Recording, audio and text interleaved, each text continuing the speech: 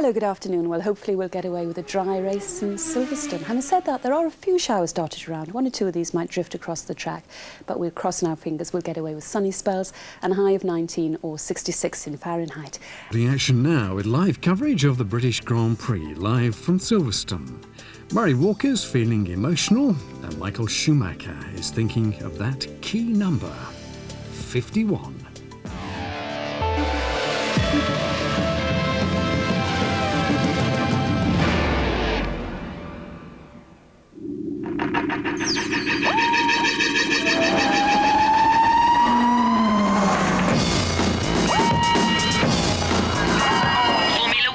ITV in association with Texaco.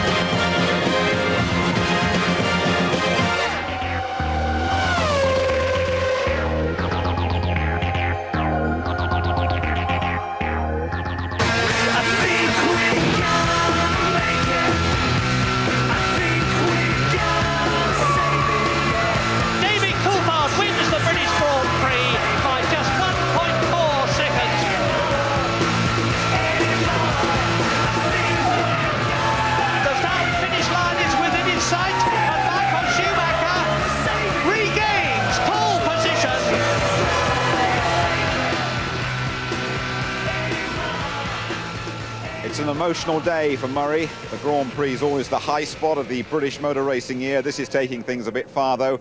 Welcome to the top of the hoist, location of one of 35 cameras covering the event. This thing's capable of lifting you over 200 feet into the skies above Silverstone. Don't worry, I'm not going to ask you to join me up here. All you have to do is settle back and enjoy the view from the best seat in the house. It is the British Grand Prix on ITV.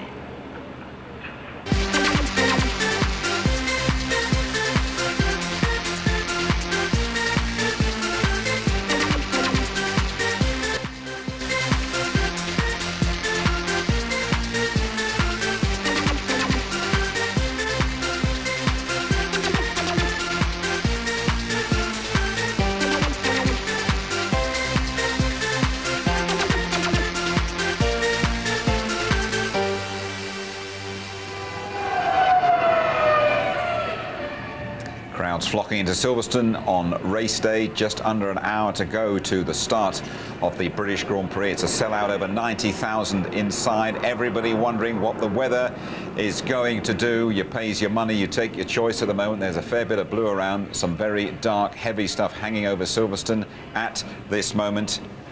And those showers could arrive.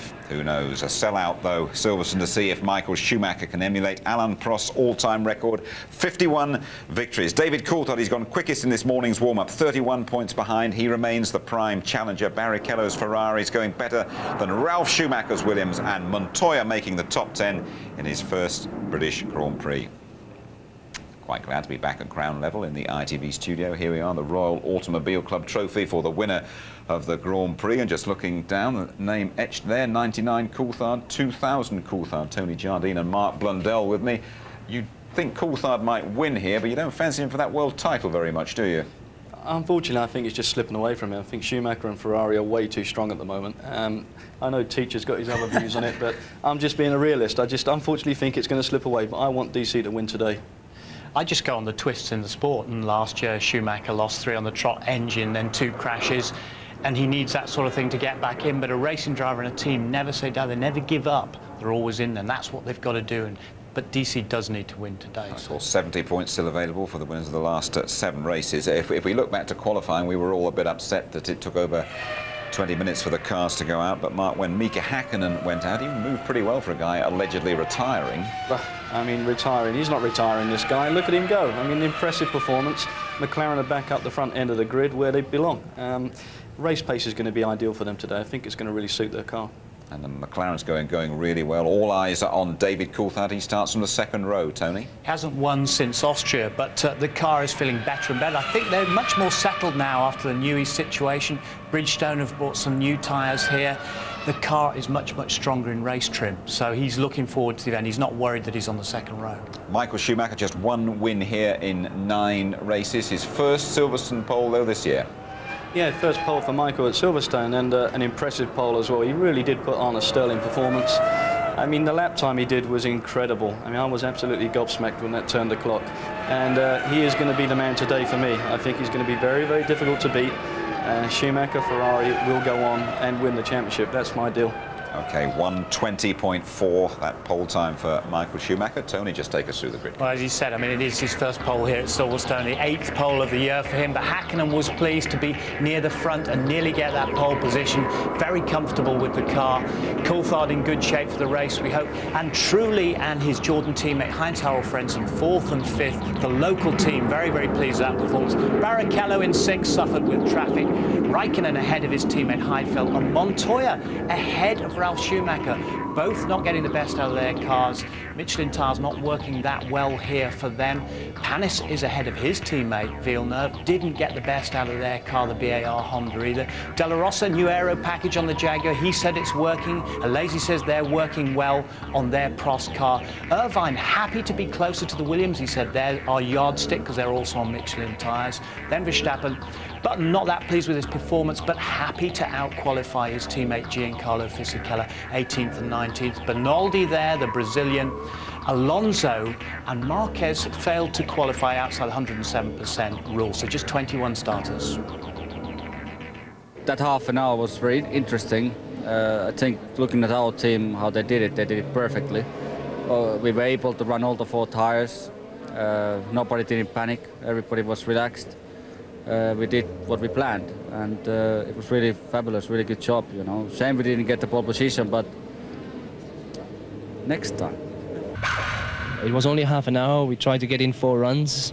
We tried to adapt the car, so it was a bit of rushing through, honestly. The monitors started to fail. We didn't have lap times anymore, so we didn't have an idea where we were in terms of sector times. So it was a pretty difficult situation.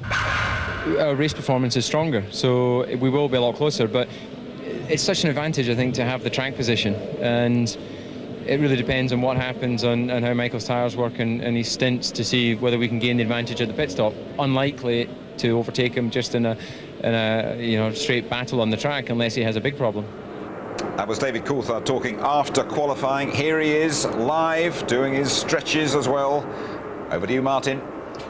Thank you, Jim. Well, less than an hour to go to the start of the race, and we've been granted a very unusual audience here. We're backstage, if you like, before the curtain call. Thank you for talking to us, David. What we really want to know is, well, I mean, we see you guys on the grid, and of course we see you out on the racetrack.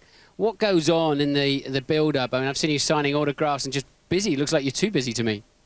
Well, obviously the British Grand Prix, there's a lot more goes on than at the French Grand Prix, for instance. We've had Paddock Club appearances for the sponsors. We've always had our all-important strategy meeting, which went on a bit longer because of the importance of just trying to make sure we cover all the scenarios. And normally I'd be upstairs here in the back of the motorhome. I'd probably lie down for 10 minutes, but we've missed that opportunity today, so I'm just getting some stretching done, ready for the race.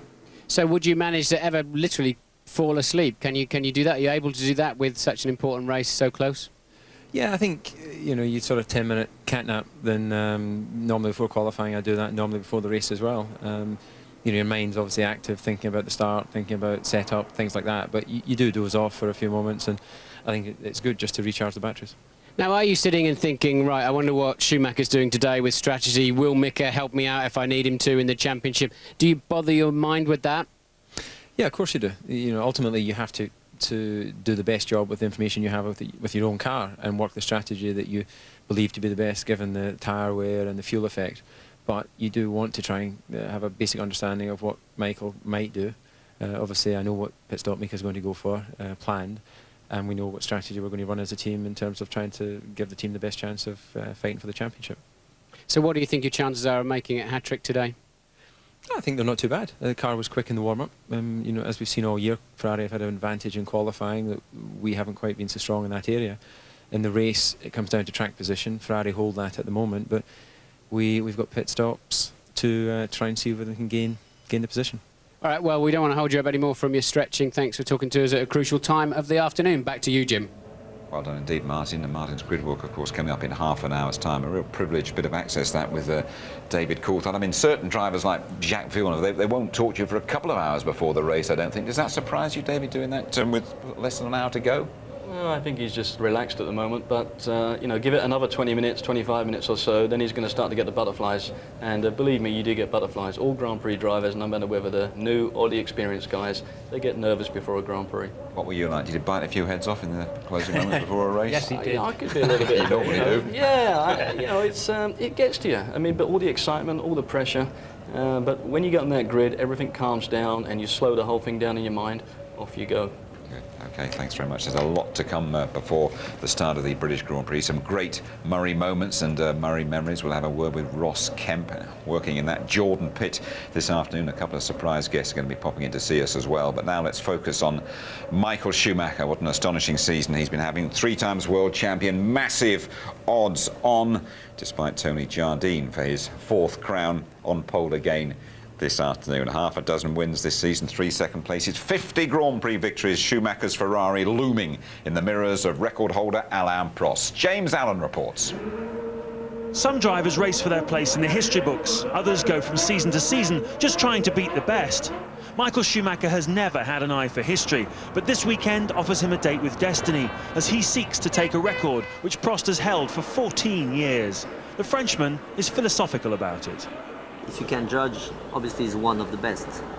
I would never say this one, even Ayrton or me or Fangio, or you cannot say he was the best, or some people say that, but I would never say that. As soon as you arrive Formula 1, it was very quick, he's very clever, and the most impressive thing is he has managed to get a situation at Ferrari where he can do his job in a very special ambience, atmosphere, special team. Alan, do you remember how you felt when you won your 51st Grand Prix? For me, when I won the 51 Grand Prix, it didn't make a difference because I was already holding the record. Obviously, when I won, when I've beaten Jacques' record in Estoril 87, when I beat his 27 wins record, then I felt really, was really something, you know, really proud. When you're holding the record and you're 48, 49, 50, 51, it doesn't make a difference except that you're winning another race. You've obviously watched Michael Schumacher getting closer and closer to the record over the last few years. How do you feel about that? Very honestly, when I retired, this kind of record, I thought it would be beaten by Ayrton very quickly, about maybe 2 or 3 years later. Maybe 1 year, you never know, but he had 41 wins, so the fact that Michael is getting very close to beat him is, I was almost already prepared. I mean, I stopped 8, 9 years ago, I even don't remember. So it's a long time already. I hold the record for about 13, 14 years, I don't know, which is already good. The way I feel, I don't know, because it doesn't change my life very much, except I am a little bit more busy on the rest weekend, and because everybody asks the question. I can see that as a package again. I am part of the history of Formula 1, being first, second, third. When you retire, it's not as important, but it would have been good to keep this record forever. The most important is to be still there, to look at this kind of record being beaten. Yes. Especially when you have raced for 20 years in motor racing. Yeah. He's still there, he's looking pretty good on it as well. Alain Prost's old McLaren team in good shape with Coulthard and Hakkinen second and third on the grid. The Red Arrows strutting their stuff above Silverstone with 3/4 of an hour to go to the start of the British Grand Prix. David Coulthard, who we just spoke to live, trying to become the second British driver to win the home Grand Prix 3 times on the trot. Jim Clark, he won 4 on the bounce back in the 60s. Just wondering how much help David will get on the way. Louise Goodman reporting. With David Coulthard's future at McLaren looking ever more secure, the question now is, will Mika Häkkinen help the Scot in his championship battle against Michael Schumacher? There's no reason not to, according to David. He has 9 points from the beginning of the year, so he must be a little bit frustrated. But I don't believe he's demotivated. Clearly, championship for him is over, and that's not possible. So his motivation has got to be to try and win Grand Prix and hopefully help me if I have a situation where I could benefit from a win. It's a situation where we work on a team and we look at the situation what it is, and we make a decision together what is ideal at the time. Obviously, I never won a British Grand Prix in my career. I won a World Championship twice, won a lot of races, but I never won this one. So I would like to win it, but obviously there is at the moment situation where I'm racing to win, flat out. That's the target. So I'm gonna go flat out. Whether flat out means letting David through will soon be known, but both will have to get a good start.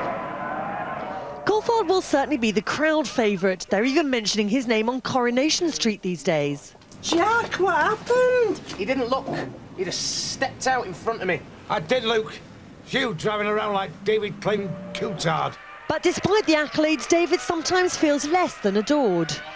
You know what's funny about the British people in comparison to other nationalities? At Goodwood at the weekend, there was a couple of guys, Brits shouting, "Go on, DC, go and kick arse this weekend." And there was a couple of other English guys shouting, "Go on, DC, go and get your arse kicked again this weekend." So, you know, we seem very sort of divided in our loyalties. You know, maybe they're Ferrari drivers or something, but the British side of it doesn't seem to be as, you know, we don't seem such a nationalistic country as I thought. You know, I don't walk around thinking, God, I need the support of the people, and that's what's going to make me win races. You know, I don't need that sort of Mansell type support. You know, the fact is, any Grand Prix is important. There's 10 points available for any race. Yes, it's nice to race at home. Yes, it's nice to see the British flags out there. But if there were none, it isn't going to demotivate me. And if there's a sea of them, then it might make me feel pretty good. But when I'm in the car, I can't see them. What really motivates the man is the prospect of a championship victory, and a Silverstone hat-trick would certainly help his cause.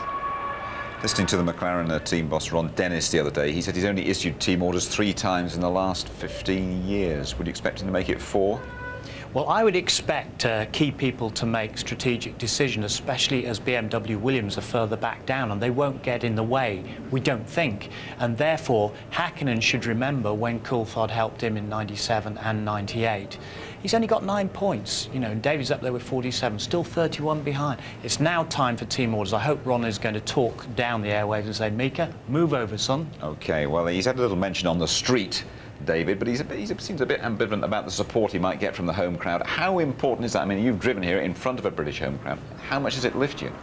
It is a big boost. I mean, just as I say, you come through these gates and it is an instant boost. But as DC says, once you're in the car, you don't see anybody, you don't feel it in that way. But you don't need to feel it. It's there continuously. And he will be thriving off it. But, you know, I feel for him a little bit. You've always got that party who are with you, and then you've got the other party who are not with you. You know, and they may be cheering for somebody else, they may be cheering for a different nationality guy, but 99.9% of the time, you're always behind your fellow guy. But you can't even see them, can you, from where you're sitting in the car? No, you can't see them, but you can feel it, Jim. It's there. You've only got to look around. The atmosphere, the flags waving, you know, and believe me, over the noise of that engine, you can still hear them roar. He still smells the sausages from the barbecues. Oh, he smells. OK, flags waving. Quite a few banners as well. Fantastic response we had for the best Murray Walker-themed banner competition. A little bit of fun we're having here at Silverstone, and goodness me, you have done really well with those banners. There's only one Murray Walker, so say all of us, and this one is the winner, the saddest retirement of any Grand Prix. The winner yesterday, John Clark from Salisbury in Wiltshire. Very well done with that one. We're going to have another winner here today. The RAF Falcons, they dropped in to wish Murray all the best yesterday. Murray's been coming here since the late 1940s, and he's compiled a snapshot of his own special memories. Silverstone is very special to British motorsport and to me, because it's the home of the British Grand Prix and the British Racing Drivers Club, and it's where I gave my first ever commentary at the 1949 race.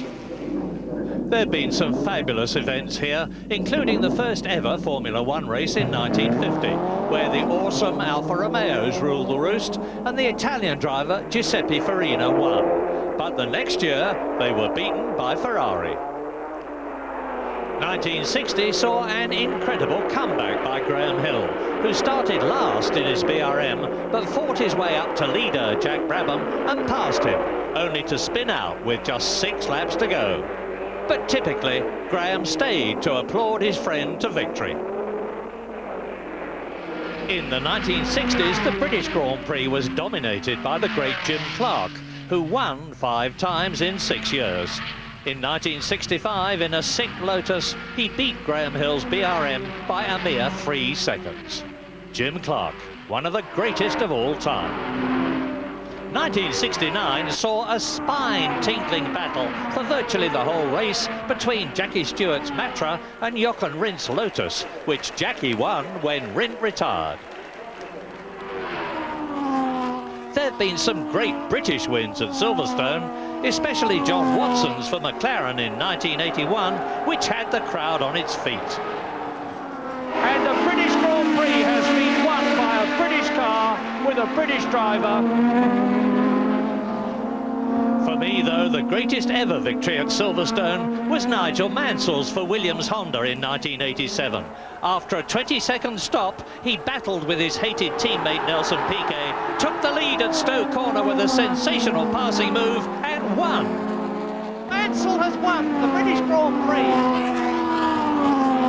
In 1993, Damon Hill led, only to retire. But in 1994, he won the race his father never had with a superb victory for Williams. I don't know quite why it happened, but I mean, it's just a dream come true that I've won the British Grand Prix. And I feel like that has completed the little hole that my father left in his record. And I'm sure that he'll be delighted, and I think it's a wonderful thing, and I really don't know what more to say. And it was another British win in 1995 for Johnny Herbert. But the race will always be remembered for another reason. Oh, what's happened? Damon's lost it. It's Schumacher. They're both off. They're both out. Damon Hill had tried to pass race leader Michael Schumacher with an impossible move, which finished their race in the gravel. The most unusual victory of all, though, was Michael Schumacher's in 1998. For thanks to clever exploitation of the rules, he won while stationary in the pit lane taking a time penalty. Even he wasn't sure if he'd won. Schumacher crashed and broke his leg in the 1999 race, and Britain's David Coulthard won for McLaren, as he did last year. David Coulthard wins the British Grand Prix. David is Britain's only hope for the World Championship this year, so fingers crossed for a Coulthard hat-trick.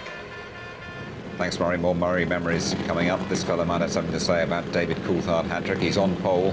Not in that little beauty, though. Michael Schumacher. That car produced Ferrari's first World Championship win here 50 years ago, driven by the Argentine, the old Pampas bull, Froilan Gonzalez. Bernie Eccleston owns that little motor, by the way. He will listen to offers in the region of £4 million for it. And Michael Schumacher just sampling a touch of Silverstone, and the sellout crowd. Still lovely weather here, enjoying every moment on it. Well, 7 of the 11 teams here are British. It's a day out for those hidden toilers in the factories. Silverstone's going to change dramatically in the next couple of years. Let's sample the present version. Heinz Harold Frentzen put the Jordan on the front row last year. And here's Martin Brundle once again to talk you round. Looking over Heinz Harold Frentzen's left shoulder as we head down the pit straight towards Copse, 185 miles an hour, down just 1 gear. Look for the tiny curve on the exit and away towards Maggots. A left-hand curve into Beckett's corner. Look at this for commitment. Just a little blending of the left foot brake, no lifting of the throttle, now into the second and third part, around 120 miles an hour. Full throttle as you head into the Hangers straight. Diagonal that to be on the left-hand side, ready for the Stowe corner, 190 miles an hour. Look how damp and greasy the track is offline, but still full commitment for Frentzen. 145, a little bit of a correction through the middle. Now heading down towards Vale, over the slight crest, brake hard, down into second gear, just 55 miles an hour. Feed the car into club, a little bit tighter initially, then it opens up before your very eyes and 160 miles an hour. Before the exit, rising gently uphill. Get ready for the Abbey chicane, 185 miles an hour on the way in. Brake and come down 5 gears to just 70 on the way through. Car working hard on the curbs. You're looking at Bridge, 165 miles an hour in the heart, and immediately to the right for Priory, 105 through the middle. A short squirt down to Brooklands. Just 60 now through the apex. Neat and tidy there for the Jordan, and launch into Luffield. A long, clumsy, boring right-hander. Just 70 on the way through. Now you can get on the power, and immediately building up already to 170 miles an hour as you go over the line. You had an eventful British Grand Prix round here once, didn't you? Yeah, 1995, when I was with McLaren, actually. That was my last Silverstone Grand Prix, but I crossed the line on 3 wheels. I got attacked by Rubens Barrichello behind, but finished 5th, so, you know, we had a good day. It tends to get a bit windy around here, and it's the fiddly bits that the drivers don't like. Yeah, the infield complex is a little bit tricky for them, especially if the conditions get wet, but there's some challenging corners around here. Beckett's is big track stuff, you know. And lots of developments to upgrade the whole circuit, Tony. Yeah, well, Bernie Ecclestone described Silverstone as like being an old Victorian house which has to be patched up all the time, but a lot of money has been expended, more than any other track over the last 10 years, and they're aiming to make it a centre of excellence, have it all finished by 2003. If they get their way, over 90 million will be spent on it, and you see work has started. Thank you, Tony. The RAF Red Arrows continue to entertain. Just over half an hour to go to the start at Silverstone. It remains dry. Let's join Beverly Turner, ducking and diving over there, and finding 1 or 2 celebrities for us. Okay. Switch over, McDonald. We've got the red arrows overhead. There are camera crews everywhere, car engines revving. What do you make of all this? Fantastic atmosphere. Can't be better. And lovely weather too. And you look like you're the most important man here. You've got more passes on than anyone I've seen. I'm not the most important man, so I need them all. Who do you hope's going to win today? David Coulthard. Yeah, you were rooting for the Brits today, aren't we? I'm rooting for Brits because this is a wonderful atmosphere. It's our race course, and we should have a British winner. Great. Go get some earplugs in and enjoy the day. Thank you. Let's hope he's right. He'll be used to a little bit of noise in his ears. Well, Sir Trevor and Beverly's also been sampling the Grand Prix contrasts around the campsites and the ball, and we will catch that after the race. Everyone in Formula One has their favourite Murray Walker quote. Here's a couple of British driving stars. Mansell is slowing down. He's taking it easy. No, it's a new lap record. Murray said the line, and Mansell can see him in his ear. I think he meant his mirror.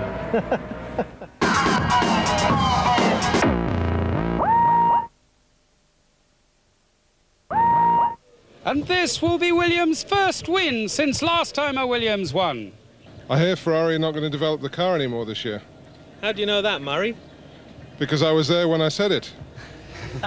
Ross Brawn and Ferrari team coordinator Nigel Stepney joining the Murray impressionists. Well, let me introduce you now to a couple of young men. Very talented they are as well. They've got their own primetime Saturday night show, and they like their F1.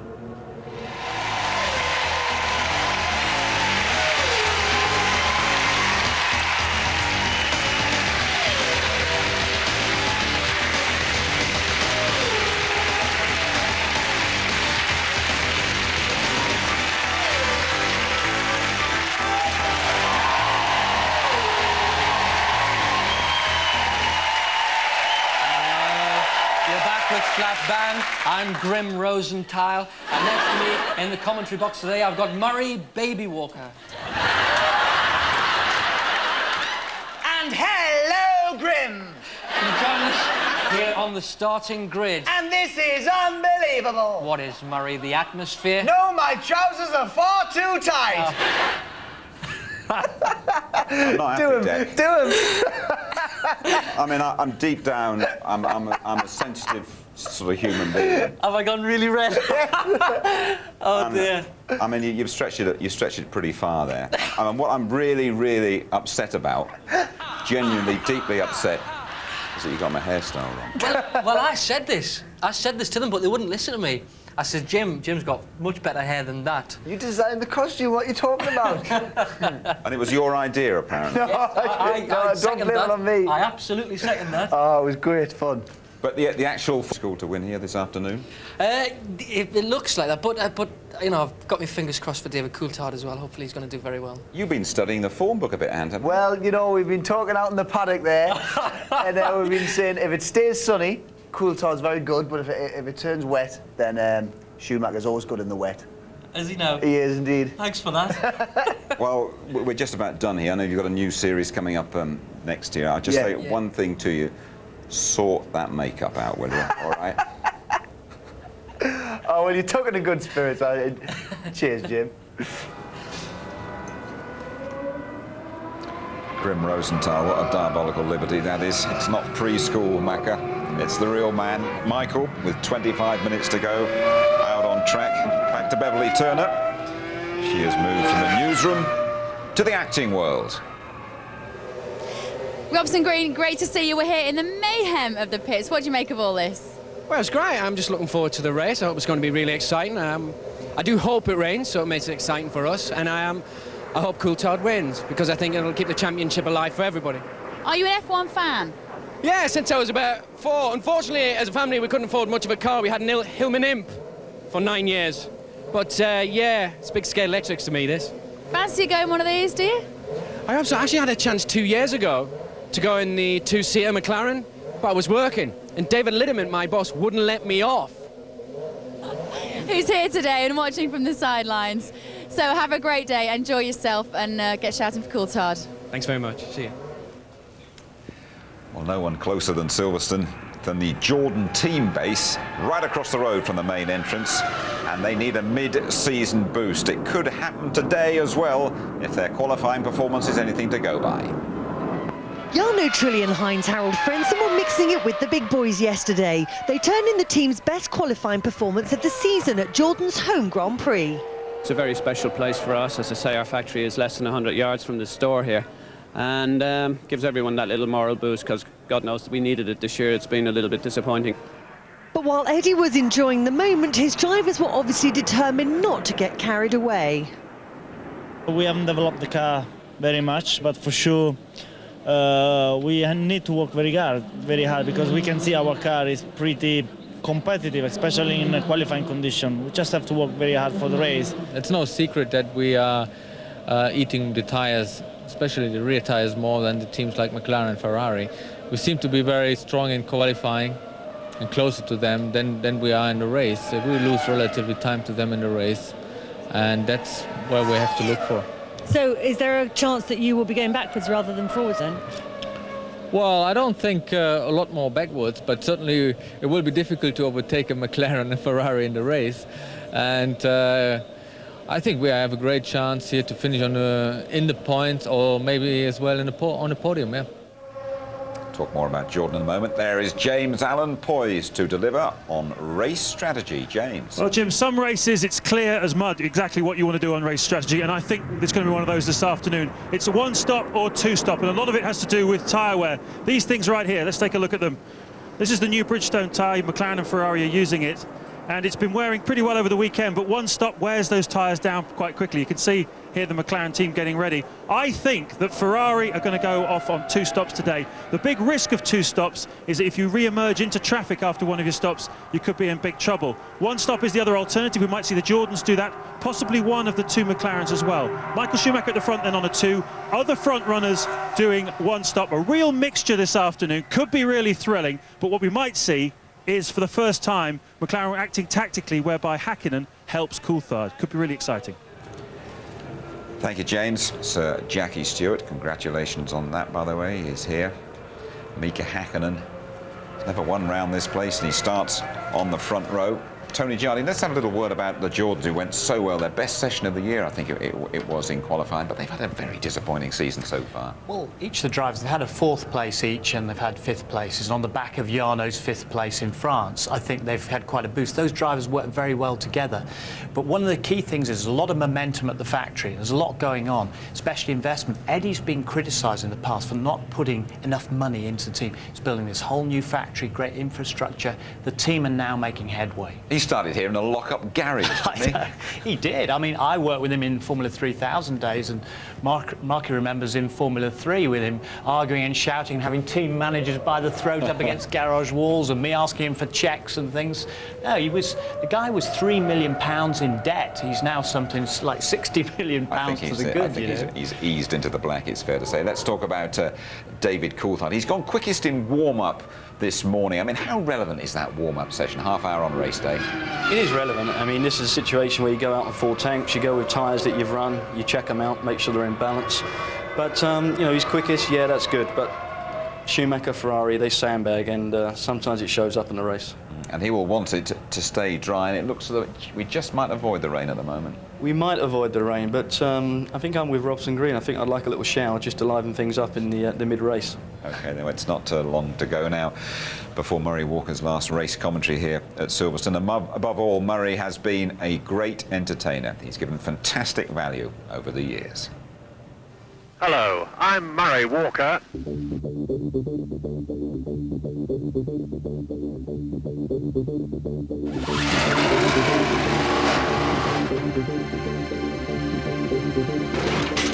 I don't believe it. Here's Martin with a... Yeah, looks like watching ITV or something. Shovel. 1, 2, 3, 4, 5. Go, go, go! Go! Go! Go, go, go, and go! Now! Jock and Ritz takes the lead in the Parabolica on the last corner, on the last lap. And it's going to be a Fritz match for the win. It must be. It's over the line together. And it's almost a dead heat. It's Jackie Stewart. As they go up the hill for the third time. Brian Gosling absolutely steering form, who won as big in the hill and looks as though he's going to do the same here. Prix first, Prix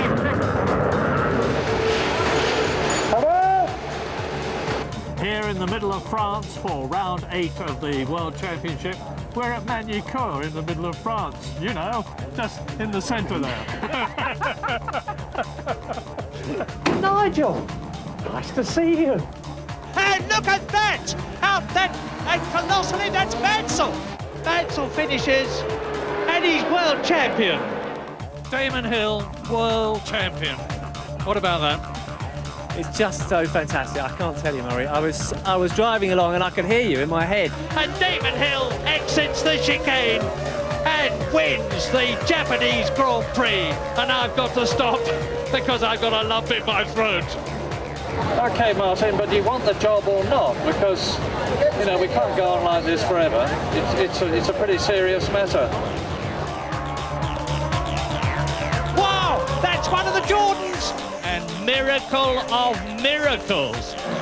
Oh, that's Hakkinen spinning. Hakkinen, the race leader. He's out of the race. He's out of the race. After the misery of Belgium is consumed with rage.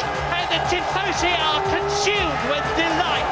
But a brilliant race for Michael Schumacher to win the 2000 Japanese Grand Prix and the World Championship for the third time. And look, he knows it.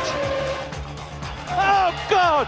Michael Schumacher hits David Coulthard and is out of the Belgian Grand Prix. Senna is trying to go through on the inside, and it's happened immediately. This is amazing. Senna goes off at the first corner, but what has happened to Prost? He has gone off too. Now, test drivers know better than anybody the problems of driving under tough conditions because that's their job. Just like it's like being in a catapult. Like I imagine being in a catapult. You just go wham! Oh, come on, sorry. Mika Hakkinen collides and into the tyres. I've done that. You'll love it. It's fantastic. Now, you were in the points here for Benetton last year. What's the new Nürburgring? Jordan, or even Jordan. Looks through a completely clean windscreen, and that's the big advantage, of course, of being in front. And that's the big disadvantage of getting your line wrong. Pardon? Now, for real spectacular driving, watch this. And nearly that's it. There's a big body job to be done. It's the most stimulating, exciting, rewarding, dramatic, innovating experience I have ever had in my life. Fabulous. And a fabulous life as well, Murray. Formula One needs you. The banner competition rages on. We'll give you the results and show you a few more of them, and so say all of us. Sorry to see you go, go, go. He's not going quite yet. He'll keep him crafting until the end of the season. Just to remind you, this is last British Grand Prix commentary. Best wishes. Commentating is one thing. Murray retiring is quite another. And as I say, we'll keep an eye on those banners and we'll show you the very best ones after the race. Could be an interesting race down there in that Jordan garage for you, Ross Kemp. How are you doing? Rather nervous, Jim, as you can probably imagine. Terribly excited at the same time. The atmosphere down here is incredible. As you see, well, they there goes Schumacher. There we go. Yeah, it happens every day to me, of course. He normally drives on your foot, doesn't he, Michael Schumacher? Now, we talked to you yesterday. We know you're obviously part of the pit crew, but we weren't exactly sure what role you'll be playing. Could you help us with that? What I'm going to be doing is I'm going to be doing the fuel guard that prevents, hopefully, the petrol igniting on the exhaust. The exhaust gets so hot, they can ignite the petrol just through the fumes and then take up what's in the engine. So it looks like I'm cleaning a swimming pool, but actually I'm not.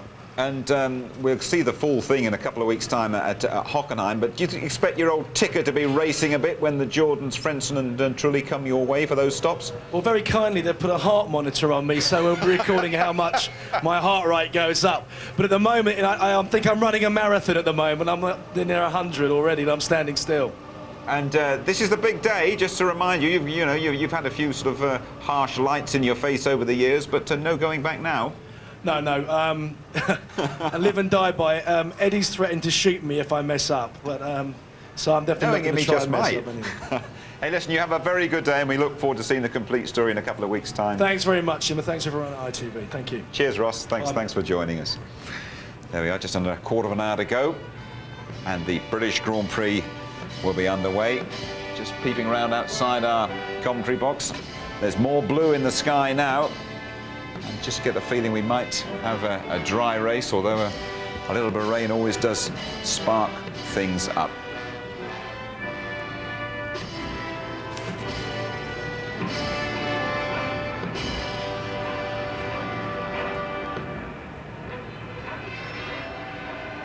We've heard from Ross on the grid.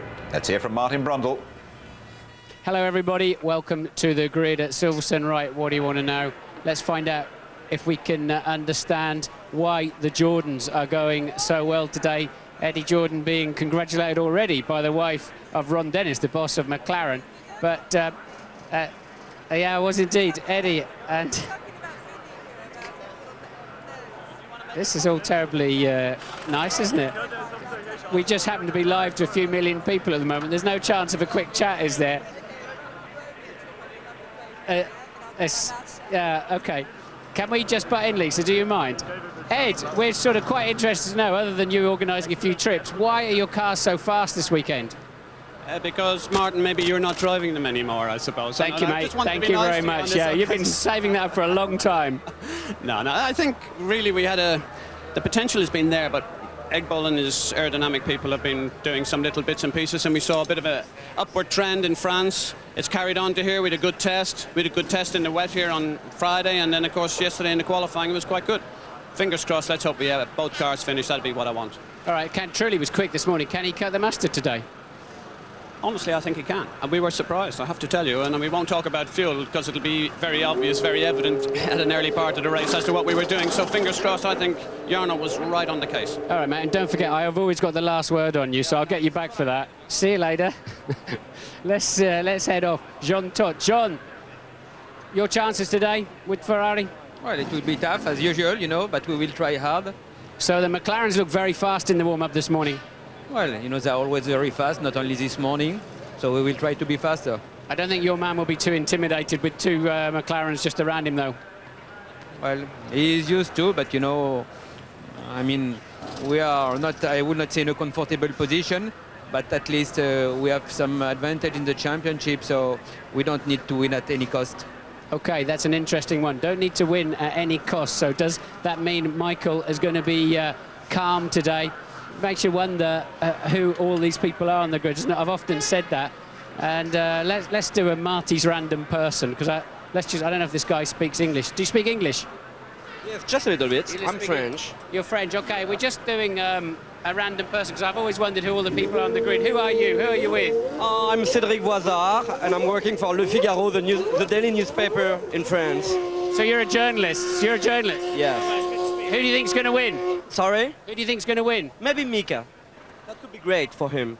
Do you think so? Yeah. Okay, yeah, I think so. There's a lot of support here for Mika today, and there's a face you might recognise.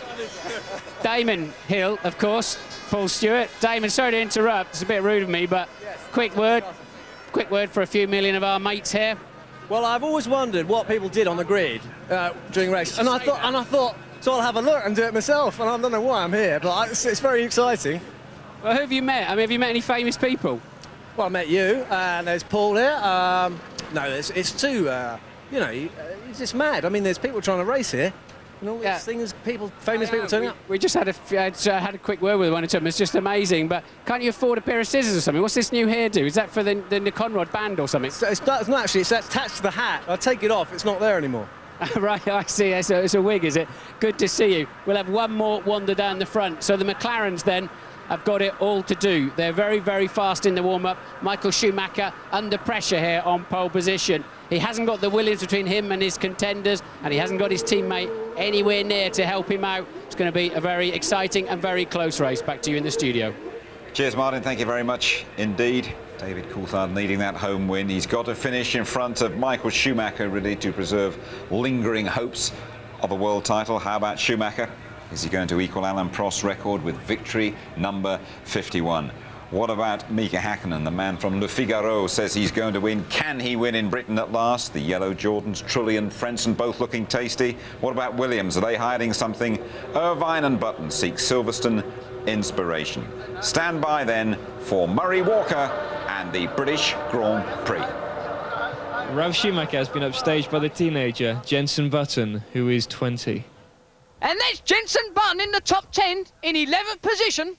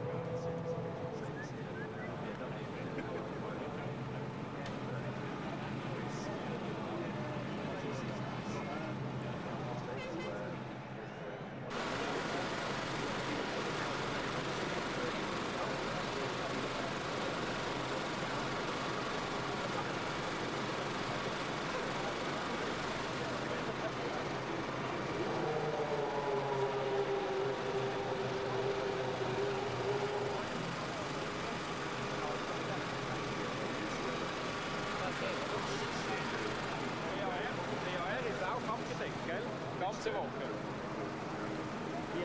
Ja. Viel haben die Autos nicht abgedeckt, gell? Ja, aber 3 sind wir jetzt schon, BAR auch. Ah, prima. Ja.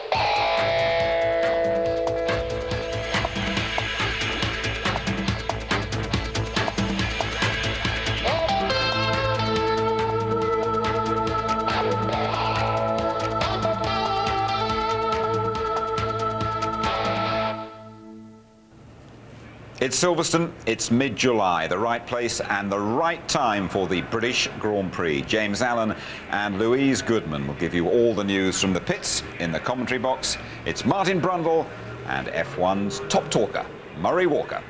And are you ready? Because this is the big one. I mean that very sincerely. Round 11 of the 2001 Formula One World Championship at Silverstone in currently glorious weather. This is the race that could decide this year's World Championship. If David Coulthard, who is currently 31 points behind Michael Schumacher, the reigning world champion, does not finish in front of the Ferrari here at Silverstone, he really is going to have a major job on his hands to be world champion this year. But all is not lost. David Coulthard has won here twice already, last year and the year before. And although McLaren have not exactly been away, they are really back with a bang now. Mika Häkkinen, the man who has disappointed so many of us so often this year, not so much through his problems as the cars, is 8 1/1000ths of a second slower than Michael Schumacher on the front row of the grid in second place. And David Coulthard, that double winner here, is right behind Michael Schumacher's Ferrari. But that is the man to watch.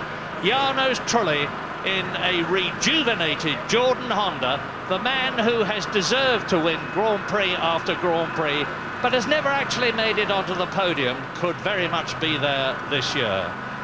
The very likeable little Italian is getting better and better. He's fourth on the grid. He's less than half a second slower than Michael Schumacher, and his teammate Heinz-Harald Frentzen is in fifth position.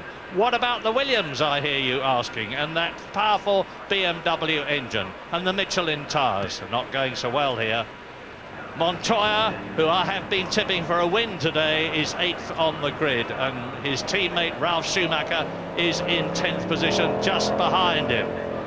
But it's, as ever, all going to depend on strategy, on tyres, who comes in when, and above all, whether it rains. You see above you blue skies and white clouds, but it was just as quick to go from this to rain in the past at Silverstone, and it could go the other way today. What do you think? Some of the teams are talking about the chance of light rain during the course of the Grand Prix. Michael Schumacher then on pole position. I believe the McLarens have a slightly better launch control, the start mechanism they use where the drivers let the electronics take over for them and control their launch towards that first corner copse. An unusually fast first turn here at Silverstone, Murray. They're doing quite a speed when they get down there, well over 150 miles an hour, but at the end of the day, there's only really just enough room for one car on the racing line still. So Michael Schumacher then under attack from the McLarens. Can Häkkinen come into play today? Can there be some team riding, as they would be in Speedway parlance, such that Häkkinen can help David Coulthard in the World Championship? And will he want to? Well, we'll soon know. But you know, that young Damon Hill looks more and more like George Harrison every day, doesn't he? He does indeed, doesn't he? I know it's got nothing to do with the race, but here we go. There we are, you see, those are the lights which are going to indicate that it's soon time for the formation lap to start. And we've seen some pretty dramatic happenings on the formation lap.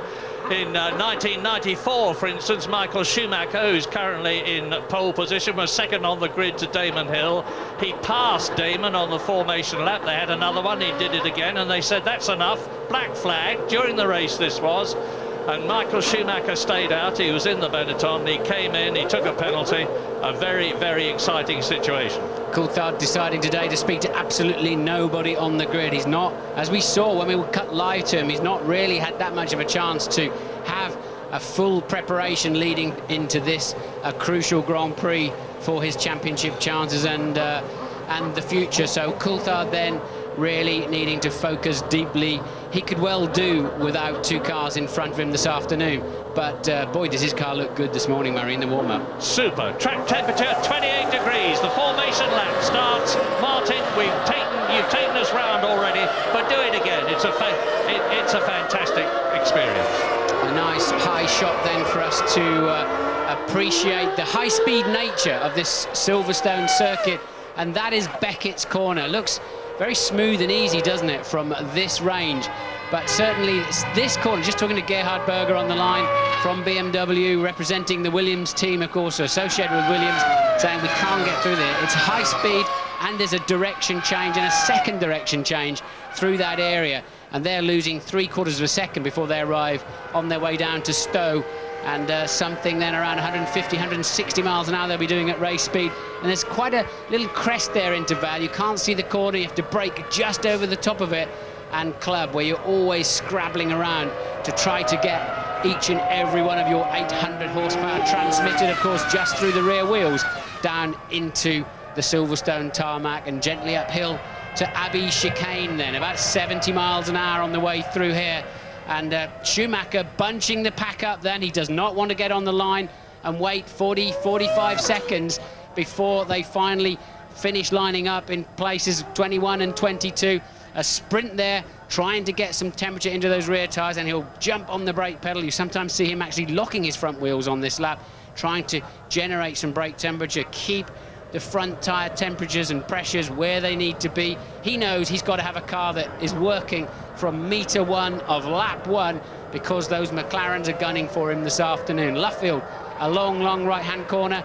Formula 1 car's a bit fidgety through there, and you have to wait an eternity before you catapult out of there. And to stand and watch a Formula 1 car there is absolutely amazing. The true force and energy involved from the acceleration, the power-to-weight ratio really shows up there, Murray. And they're forming up then, heading towards the grid. And remember the problems that McLaren have had with their launch control in recent races, where both David Coulthard and Mika Häkkinen have been left on the line. They'll have been working very hard on that. But watch also those yellow Jordans. In pole position, Michael Schumacher. Behind him, David Coulthard. Alongside him, on your left, is Mika Häkkinen. Behind Michael Schumacher, Coulthard. Behind Häkkinen is Jarno Trulli. You can see Coulthard's intentions already. Look, Murray, he's got his car pointed in between Häkkinen and Michael Schumacher. He's hoping he can get some grip straight away and catapult between the pair of them. Bit ambitious there for Coulthard, and the tail enders are lining up. Now, is Michael Schumacher going to make a good start and cut across the front of Mika Häkkinen? He's famous for that. 3 lights, 4 lights, 5 laps. Pause.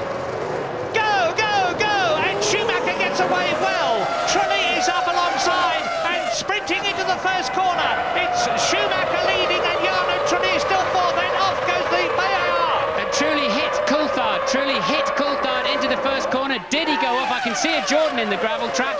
And that was a McLaren coming out of the pit lane. It must have been Coulthard. So look, Michael Schumacher then from Mika Häkkinen.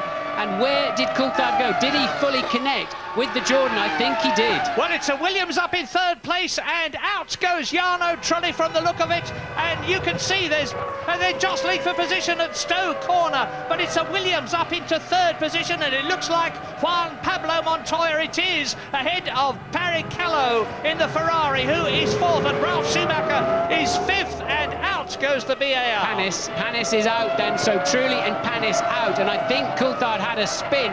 I saw them just touch before they went out of camera shot.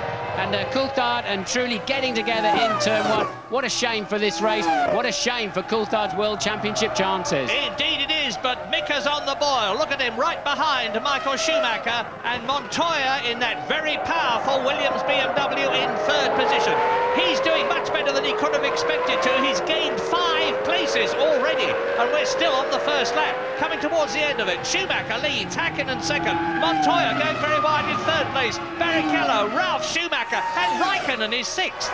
And Coulthard, we believe, is coming in the pits this time around, so the contact must have been pretty heavy. Maybe he's got some suspension damage, and he goes past me now. Coulthard not pitting, but he is last but 1. Coulthard goes over the line in 18th because we've lost cars already in this Grand Prix. So David Coulthard then still on track, clearly 4 wheels all pointing in the right direction. David Coulthard has got to pray now that something happens to take Michael Schumacher out of the race if his World Championship chances have not been destroyed already. Mika Häkkinen sitting in the wheel tracks of the Scarlet Ferrari. Now, what is the gap between Montoya and Häkkinen? The answer is 2.1 seconds at the end of the first lap. Be interesting to see whether he's closing up. Remember that the Ferrari and the McLaren are are both on Bridgestone tyres. Montoya is on Michelin's. Mika Häkkinen having a look, and the first three are breaking away from Rubens Barrichello, who is fourth. We've got a two-horse race, I think, here, because Montoya, I do not believe, has got the car or the tyres underneath him. So these two are going to scamper off into the distance. We'll watch Coulthard with interest. We're hearing from the F1 ITV pit crew. Coulthard decided to stay out. The team are ready for him if he chooses to come in. They wonder if he's got some damage. We didn't see exactly how he went off, where he went off, but he emerged out of the pit lane, so I imagine he had a big spin towards the inside of Copse. Yeah, and you know, the most interesting thing I've heard this afternoon, Martin, was when John Todt was talking to you on the grid, and he implied that Michael Schumacher did not necessarily have to win, that he might therefore be satisfied with something less than first place, provided it got him points, and provided it got him more points than David Coulthard. It's certainly doing that at the present moment. David Coulthard in 18th position of replay. And here we go, we've missed the action up the front. That is Panis getting together what looked like with Villeneuve. I just caught the beginning of that. But, and Coulthard is indeed coming out of the pit lane, look, so he must have spun to the inside. Let's see if we can see it this time around again. That's Panis's little trip across the gravel. He will eventually get beached in the same gravel trap already is truly. Now let's have a look. Coulthard going around the outside of the Jordan understeering. Coulthard nipping him slightly, and yes, Coulthard spins, look, a long, graceful but critical spin to the inside of the racetrack, out of harm's way. Has it damaged Coulthard's rear suspension? It's clearly damaged Trulli's front suspension. Yeah, while he spun, past him went Barrichello, Schumacher, Raikkonen, Heidfeld, Frenzener, Lacey, Villeneuve, Verstappen, De La Rosa, Button, Bernoldi, Irvine and Bertie, and David Coulthard is in 18th position, fighting his way through the field as Mika Häkkinen fights Michael Schumacher, who will, I am sure, know that David Coulthard, his chief World Championship rival, is out of the race. The Ferrari radio signals will have told him, and there's somebody else off. Coulthard, let's look. It's David Coulthard. David Coulthard's race is over. David Coulthard retires from the British Grand Prix on lap 4, and sadly, I have to say, it looks as though his World Championship chances have gone with it. Not impossible, but even more difficult. That's going to be a right rear suspension failure then on Coulthard's car, without doubt. And he was struggling around at the back. We heard he was definitely coming in that lap anyway. I'd be surprised if they could do anything about that damage, because it's quite significant to change a rear wishbone. But Coulthard then out of the race, and we're on lap 4.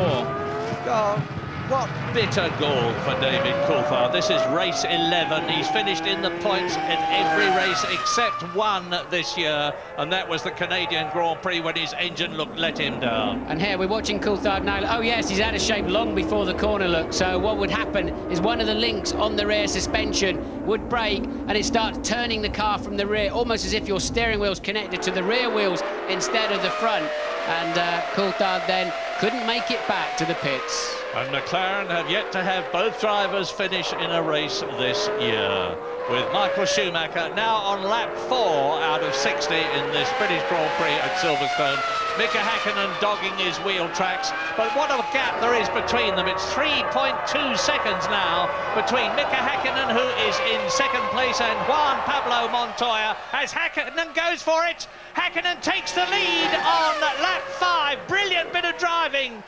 I think Michael made a mistake. Michael got wide out of Copse, and I don't think he really wanted to fight too hard either. Remember what Jean Todt said to us on the start line, and Häkkinen positively moving away at a vast rate of knots. Let's try and understand what Schumacher did there. It looked as if he either just got a little wide on the exit of Copse, or just decided to yield and get Häkkinen out of his mirrors and concentrate on maximising the 6 points this afternoon.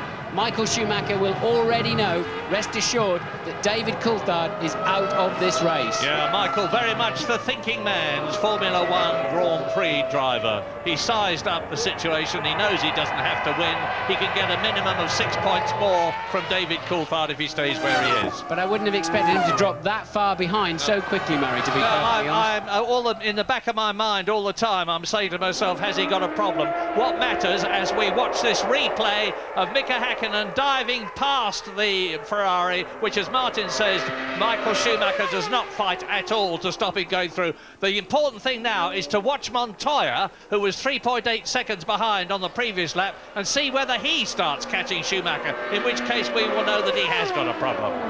So Michael did get a touch wide in Cox, but not so much. He's now 1.9 seconds adrift. Last time around here, they were absolutely side by side, of course.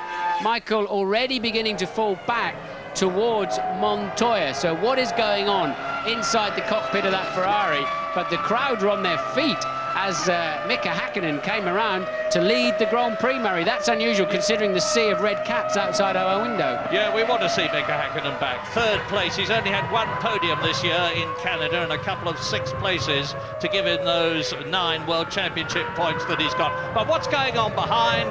Well, Rubens Barrichello in the Scarlet Ferrari, and there he is in 4th place, coming down to Stowe Corner, being pursued by the BAR there. That's Jacques Villeneuve, who's in 10th position, chasing Jean Alesi.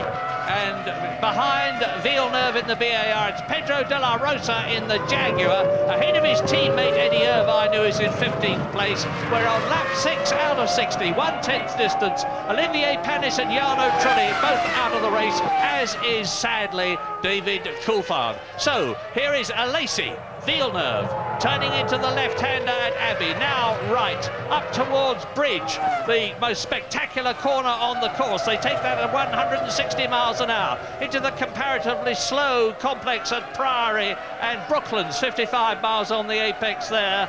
Then round the double right-hander at Luffield, accelerate away round Woodcote, and Jean Alesi in the Prost leads across the line. The BAR, there's only one BAR left in the race, of course, only one McLaren left in the race, and only one Jordan left in the race. And Heinz Harald Frentzen, who started 5th, is down to 8th position. And Luciano Berti then is out of the race. He's going past our window here. There he is. Now you see it in the Prost, and look at that line of oil behind him. He is off the racing line. That's a difficult car to recover from there, Murray. A very difficult car, especially if he hasn't got it into neutral.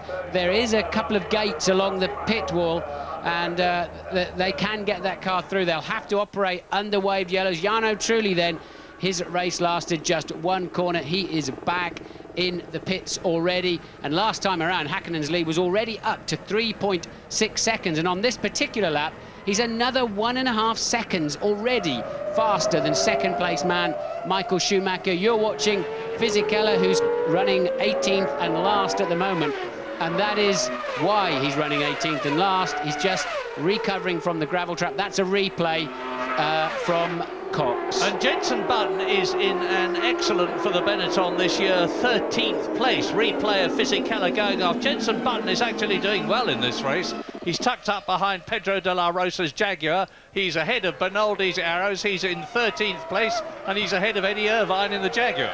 A few people having some dramas on Bertie's oil coming round here, getting well out of shape. The red and yellow striped flags are waving aplenty to warn the drivers, because actually it is at the beginning of the racing line of Woodcote, and then now they've got that knowledge, they'll start to move outboard of that. It will be no longer a problem next time around.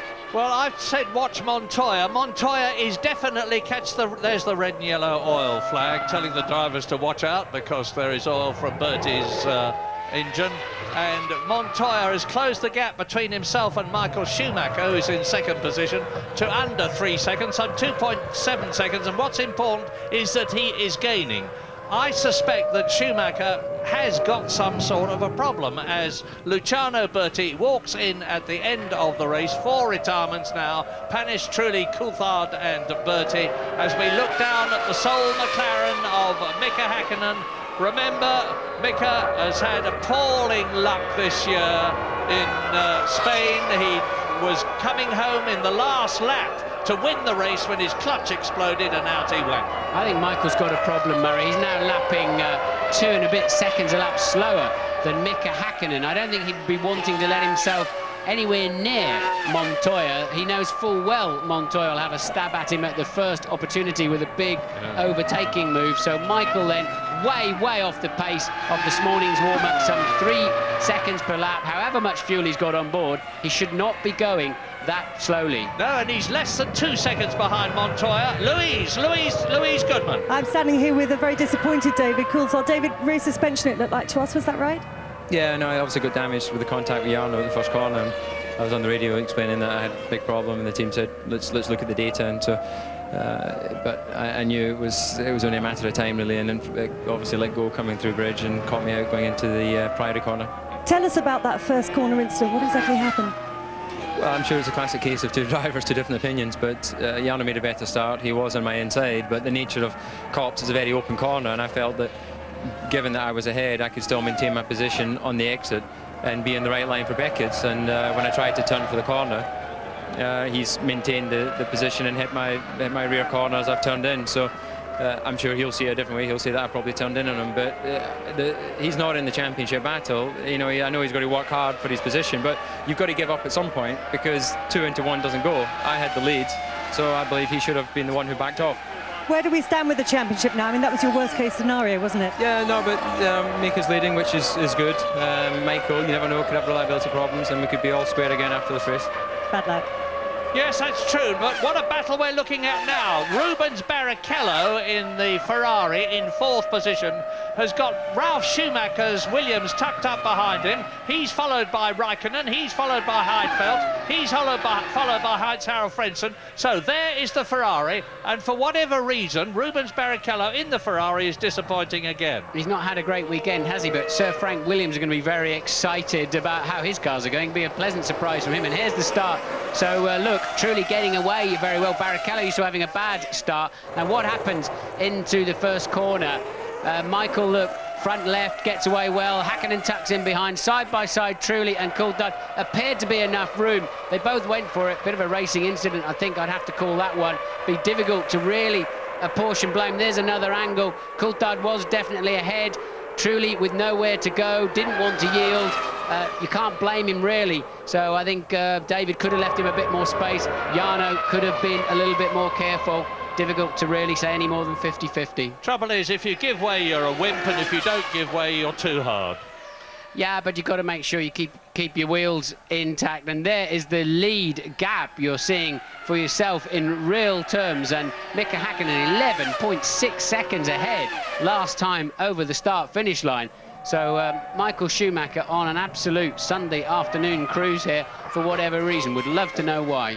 Mika Hakkinen 18 times a winner, and Michael Schumacher 50 times a winner. Looking good for his 51st Grand Prix win already, and that would make him equal with Alain Prost. And if he goes to Germany and does the same there, in 2 weeks' time in front of his adoring countrymen, he will undoubtedly be the world champion of 2001.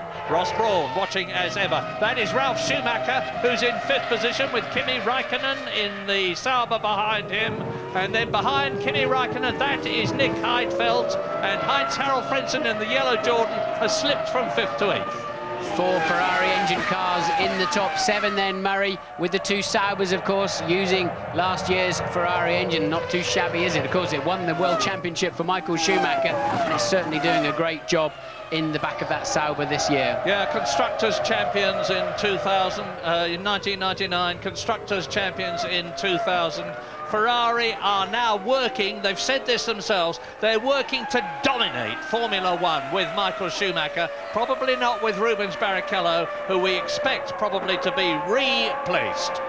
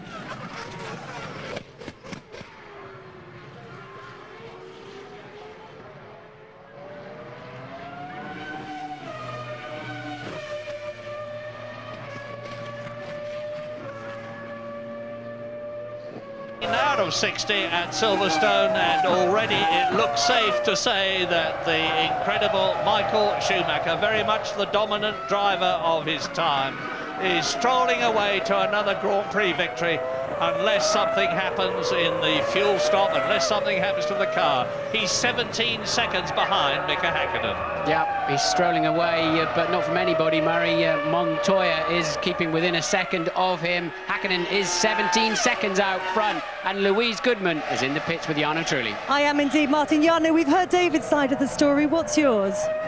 Well, I had a very good start, and by the first corner I was next to David. I don't know if probably he hasn't seen me or he didn't want to give up, so he just took the outside line, closed the door, and at that stage I didn't have any more space to avoid the accident. It's a shame because, you know, the team this weekend has done a great job. We had a very good car, and our expectations were very high for the race. Martin described it as a racing incident. Would you see it that way? Yes, because probably we didn't understand each other. I was on inside line, and normally if I'm inside next to someone, I don't give up. And probably David was fighting for the championship and really wanted to keep his position. And he closed the door a bit too much. And so in this case, you know, we didn't find our way. Thanks, Jarno. And here we go. Germany's Michael Schumacher, second place, ahead of Colombia's Juan Pablo Montoya in the Williams BMW, and it is getting very frisky indeed in this battle for second place. Montoya has closed up to less than a second behind Michael Schumacher, but what is going on in Michael's head? What is going on with the Ferrari? Because I'm quite sure that this is not a situation that he wants. I don't think Michael's happy on this first set of tyres, Murray, something like that. He hasn't had any contact with anybody. He almost yielded to Mika Häkkinen easily. He didn't really fight him at all. He didn't make a big mistake. And Villeneuve has finally overtaken Jean Alesi, you're watching now, and we're going to see a replay of that. A good slipstream down into Stowe and a slide and slither up the inside. Alesi realising early on he's beaten, and Villeneuve very much with the faster car there, but I think Villeneuve got together with his teammate in the first corner of the first lap. Alesi springing up from what was 14th on the grid to what is now P11 behind Villeneuve in 10th place. But Michael Schumacher, I do not believe, is happy with his Ferrari. Be interesting to see after his first pit stop where he's at. If they're just playing a cruisy game and they're totally confident to let this happen because Coulthard is out of the World Championship, Häkkinen is no threat. He just has 9 World Championship points at this time. But Michael is playing it very cool if he's prepared to allow Montoya to be that close. James Allen is in the pits. Yeah, down at Ferrari, actually, naturally coming down to see if there's any kind of problem here. They say Michael's car is absolutely fine. There's nothing wrong with it. I think for once, guys, what we're seeing here is Ferrari actually being conservative with the race strategy. I think he's carrying more fuel than Mika Häkkinen. I had a whisper before the start of the race that Ferrari believed that one of the McLarens would be running quite light, and that's clearly what Mika Häkkinen's doing. Having said that, the pace is not all that hot, Martin. After the warm-up this morning, we expected to see them going a lot faster than this. So it's a cat-and-mouse game. It's one that will evolve over the next 20 or so laps. But I think Ferrari just playing it conservative. They came here hoping to win, but it wasn't necessary for them. It was absolutely necessary for McLaren. Yes, because Häkkinen on lap 16 is already over 20 seconds ahead. Anytime soon, 2 more laps, James, and he will have a complete pit stop in his pocket over the rest of the field. So Michael Schumacher working quite hard in the... It doesn't look sorted at all. I have to say, I do not believe the car is where he wants it to be. Yeah, it's not Dave McLaren all that good, actually, with Coulthard out of the race, because at the present moment, Ferrari are on 9 Constructors' World Championship points, with Schumacher in second place and Barrichello in fourth place. Mika Häkkinen for McLaren is on 10, of course, which means to say that McLaren have carved the gap from 52 points between themselves and Ferrari to 51 if things stay as they are. It's looking very, very good for Ferrari in the Constructors' Championship and, of course, for the Drivers' Championship. On lap 16, we're into the second quarter of the British Grand Prix now. 60-lap race, Häkkinen, Schumacher, Montoya, and the gap between Häkkinen and Montoya is 22 seconds, and the gap between Schumacher and Montoya is virtually nothing. So this is the main fight of the race you're watching right now. Ralf Schumacher 5th, Kimi Räikkönen 6th, Nick Heidfeld in the Sister Sauber 7th, and Frentzen then in 8th. He must have had a bad start too in there somewhere, so that's the main scrap, other than, of course, Michael Schumacher just about keeping Montoya at bay. Jenson Button is down in 13th place, running along, having a scrap with De La Rosa in the Jaguar. How are the teams doing? Ferrari very well, thank you, because they are 2nd and 4th. How are McLaren doing? Well, leading is fine. Having the other car out is not good. How are Williams doing? All right, they're in 3rd and 5th positions. And then how are Sauber doing? 6th and 7th, excellent, thank you. Jordan have only got Frentzen in the race, he is 8th. Arrows have got Verstappen in 9th place and Bernoldi down in 14th position. And BAR, just to go through the top 10, Jacques Villeneuve is in 10th position and his teammate Olivier Panis is out as Montoya pushes Michael Schumacher on lap 18. Now, will Schumacher let Montoya go so easily? Yes, I think he has, and he will. So Michael Schumacher then just letting them cruise past him this afternoon. I don't think he'd want to take any risk with this man Montoya. Montoya's shown quite clearly that he will have a go at the first opportunity. Ross Brawn looking super cool, but I don't believe they'd yield those points for the sake of it, Murray. Yeah, we're standing right behind the main grandstand and they've just risen to a man and cheered Montoya past. Well done, they're saying, and rightly so. I don't think that they think that Michael Schumacher is taking it as comparatively easily as we here in the commentary box think he is. But maybe he's got a problem. Now let's start watching Rubens Barrichello, who is in 4th position, and see how his lap times compare with those of Michael Schumacher. Michael Schumacher's last lap was 1:26.12. Rubens Barrichello's 1:26.3, 1/10 of a second in it between the two Ferraris, with Michael Schumacher marginally fastest, now down in 3rd position. And Montoya is now really starting to go for it. His previous lap, 1:25.8, but that was 1.5 seconds slower than Häkkinen. I didn't mention Eddie Irvine when I went through the Brits earlier on because I couldn't see him where I expected him to be. He's down in 15th place, is Eddie Irvine. So Mika Häkkinen then 25 seconds ahead of Montoya. Michael Schumacher now already 2.2 down. Barrichello a further 11 seconds down the road. Ralf Schumacher still in close company with Barrichello. Raikkonen rounds off the top 6.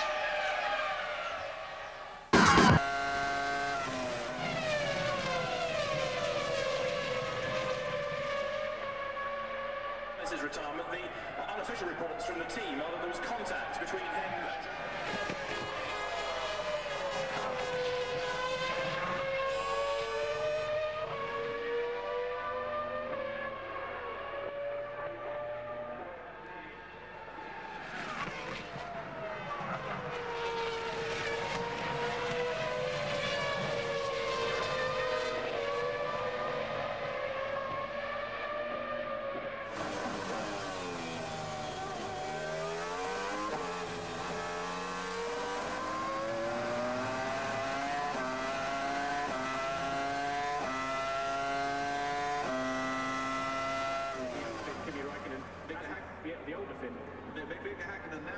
traffic. He's just lapped Giancarlo Fisichella, and that's probably why he really pushed hard.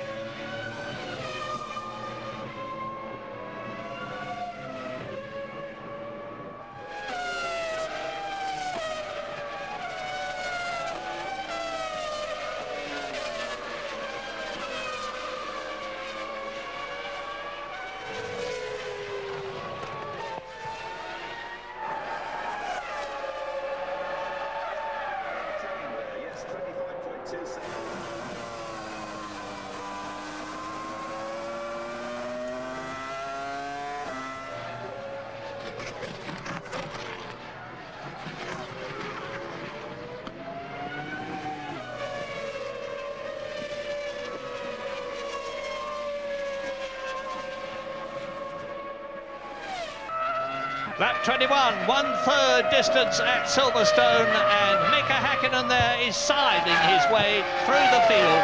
He's past Fisichella, he's past Alonso, he's now tight up behind Eddie Irvine as we look at this replay of Montoya passing Schumacher. Yes, this is for second place, and Michael Schumacher, no doubt about it, just getting out of the throttle gently down the pit straight. Montoya still looking like he wants to give him a cuddle as he goes past him, like edging up closer and closer to him, and easily, of course, then takes the line into Copse. And here's another angle of it, and without doubt Michael lifting out of the throttle, saying, I'm happy, third place will do me for whatever reason, the points will do me, or I've got a problem. And the first stop of the afternoon then, and Kimi Räikkönen in from 7th position, 6th I think it was, because he's been passed as he's going down the pit lane to lose that 6th place, and a reasonable, quite early stop. I'm expecting them nearer 22-24, and Häkkinen's car, team getting ready then. James, can you see them? Yeah, as we expected, Martin, they've got the tyre covers off, and this is what we thought. Häkkinen has got reasonably light fuel. Now, he needed about 28 seconds to be able to pit and rejoin in front of Michael Schumacher. He had only just under 26, so I don't know whether he's going to do it, but I think Michael is playing quite a cagey game here this afternoon. And bear in mind, Martin, that Ferrari had more data about these new Bridgestone tyres, a good stop there by Häkkinen, than the McLaren team have. Yes, I agree with you, James. I think they've probably brought Mika in slightly early because he was in the thick of the traffic, as you saw, and was beginning to lose some of that lead. And there is Montoya then. So Montoya takes the lead of the British Grand Prix. And it's not the first Grand Prix he has led. Remember that incredible passing manoeuvre he made on Michael Schumacher in Brazil at the Senna S. Now, this man has got real talent. This is the man who won the Formula 3000 Championship, who went to America as a contracted Williams driver to drive for Chip Ganassi, and he not only won the American Champ Car Championship, but he won the Indy 500. Came back to Europe to drive for Williams and displaced Bruno Junqueira in the process, and now he is leading again. Slightly full situation because, as you know, Mika Häkkinen is right behind him, having gone into the pits and come out again. There's very little in it on the track. There's a lot more than it looks in terms of time, because what's a time full stop take? 20 seconds here? It's longer than that, Murray, and it was a reasonably good and short stop for Häkkinen.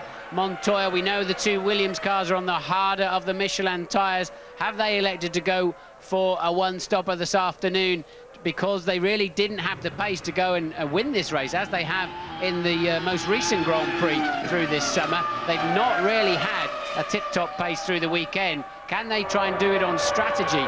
I still don't think Montoya will be going that much further before he too makes a pit stop. I'm sure Häkkinen was a strategic stop, an earlier stop, to get him clear of that traffic he was having to lap. Well, Michael Schumacher still out on the track, of course, and I said we would watch Barrichello's times in 4th position. The Ferraris are now 3rd and 4th, and Barrichello is lapping about half a second slower than Michael Schumacher. So maybe Michael's decided that the rot has now got to be stopped. Montoya leading, Häkkinen 2nd.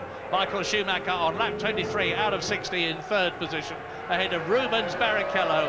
Ralf Schumacher in the Williams BMW up into 5th place. So they're looking good, Williams. They've got Montoya in the lead. They've got Ralf Schumacher in 5th position. Frentzen, as a result of the stops, is up into 6th position in the Seoul Jordan, as Jos Verstappen exits the pit lane in the Arrows. As soon as that fuel filler comes out, away he goes. Belts the Asia Tech engine hard, incidentally. The rumours say definitely that the Arrows team are going to have Ford Cosworth engines like the Jaguars next year, and Jenson Button comes into the pits for his stop from 16th and last but one. His teammate Fisichella is last, so that'll be a crumb of comfort for Jenson Button. Not much of a one, but at least I think he's ahead of his teammate, and he always has to be the first target. So Häkkinen then really, of course, with more fuel on board, we would imagine, than Montoya at this stage of the Grand Prix, as he has just pitted. And the gap is pretty static. It's 0.6 of a second as they went over the line. They're both in the low 1:24s, well over a second faster than anybody else. This is a great performance this afternoon from Montoya, whatever the level of fuel. Look, he's absolutely on the ragged edge through Stowe. 2 or 3 times I've seen him using uncharted territory through there and hanging onto that Williams. He does seem to like that aggressive style, Murray. Yeah, he's a strong lad and a very aggressive lad and a very menacing lad. You look into those very dark brown eyes of his and they're very determined indeed. He's only finished in 2 races this year. You're looking at the gap now between Montoya and Häkkinen battling for the lead, and Michael Schumacher there in 3rd position. He's 12.5 seconds ahead of Rubens Barrichello. Now, I was saying that Montoya has only finished twice this year, but each of those times he was in 2nd place in Spain and at the Nürburgring. All the others have been DNFs, did not finish. Usually because he's had some sort of a problem with the car, but he's settling down extremely well to Formula 1 now, and to say that he's a star of the future is very much an understatement. Bernoldi exiting his arrows from the pit lane on lap 25. No life for a Formula 1 clutch, is it? They get burned out pretty quickly with those starts out of the pit lane. Massive energy as you're lighting up the rear tyres. Just before you do so, that drag on the clutch, and they get 2 or 3 of those through the afternoon, plus the start, of course, and they're tiny things about the size of a man's fist to transmit that power. And this then is Rubens Barrichello with Ralf Schumacher in close attendance. So 4th and 5th places as Frentzen pits from 6th position. Heinz-Harald Frentzen having a calmer afternoon. Louise is down there. Yeah, this race started with such high hopes for Jordan, but pretty much dashed by the first corner. That first pit stop's gone okay. I think the most nervous man, it's always a tense moment at the pit stop, I think the most nervous man down here, there was Ross Kemp. He had a severe case of stage fright, but all seems to have gone okay for the man. 7 laps ago, Mika Häkkinen broke the lap record here at Silverstone with a searing 1:23.799, and that is some half a second faster than Michael Schumacher's previous lap record. It's a speed of about 138 miles an hour, averaging around this 3.2-mile circuit. Into the pits comes Montoya. So as we expected then, Montoya not with a heavy fuel load. He pulls into the pits from the lead of the British Grand Prix. It all seems to be going well, seems to be calm, a lot of thumbs up in the air. My wheel is on, firm and secure. I'm happy if you send him as soon as the fuel is in, and off down the pit lane goes Montoya at 120 kilometres per hour, and it's a long pit lane here at Silverstone. Yeah, but take it easy, 120 k's, 70 miles an hour. Release the button at the right time, Juan Pablo. When you're back on the track, out of the pit lane, he has done so. Mika Häkkinen, Mika on the side pod, Mika on the rear wing, and he is now back in the lead on lap 26 at Silverstone. And Montoya is back on track in 2nd position ahead of Michael Schumacher, who is much closer, of course, to the Williams than he was before. And there is Barrichello, followed in 4th position by Ralf Schumacher, and Jacques Villeneuve is now up into 6th place, but he's 30 seconds behind Ralf Schumacher's Williams BMW. Top 6 and gaps. Häkkinen leads Montoya by about 5 seconds or so. Michael Schumacher another couple of seconds further down the road.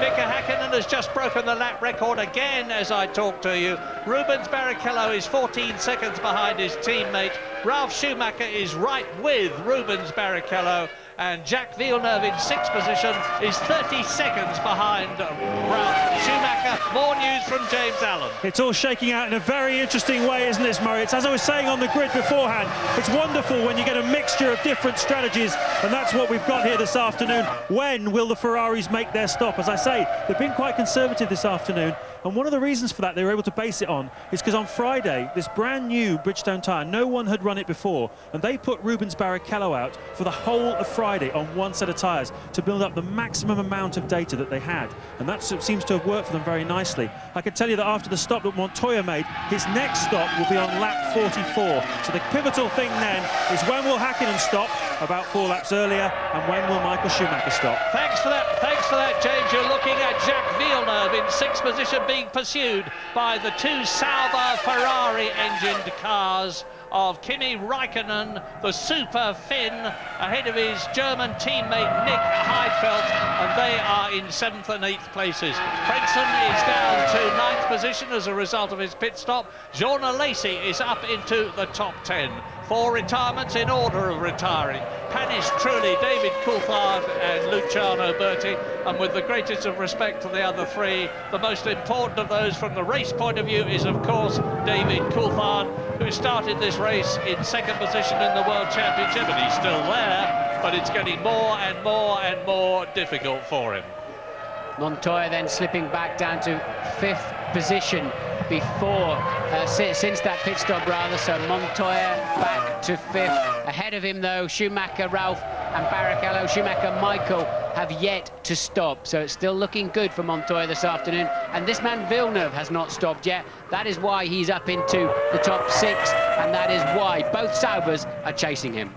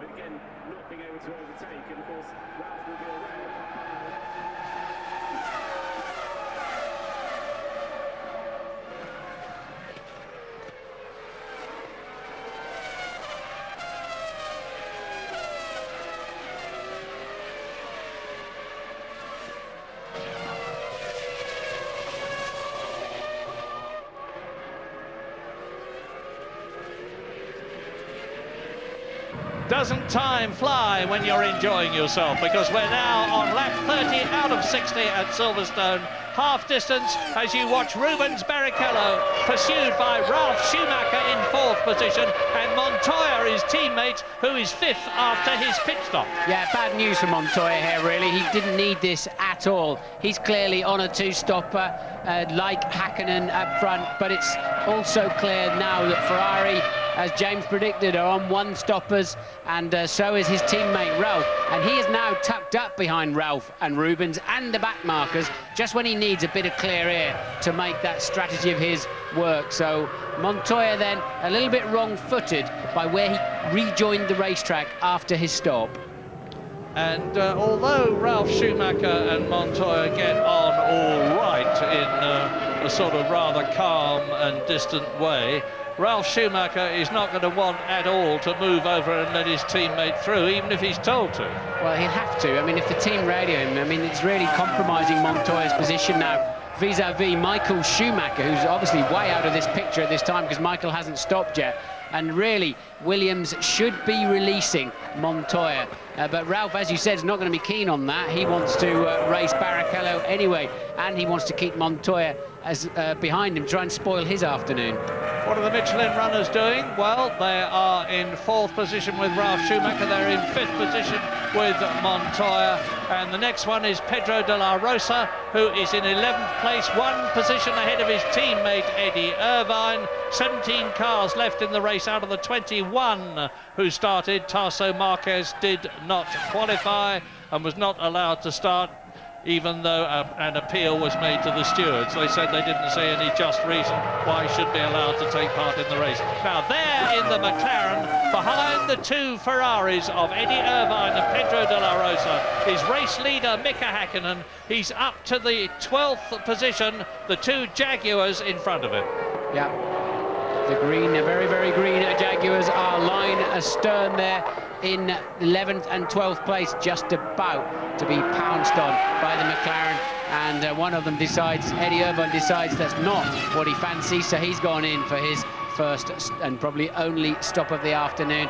Hakkinen then 13 seconds ahead of Michael Schumacher. Bit of a race in the pits, look. That's Jean Alesi, who is just ahead of Eddie Irvine on the track. They come in together. It's up to the mechanics now to move really fast. Eddie Irvine could ideally gain a place here if the Jaguar mechanics could do a really super stop and get him out. Has he done so?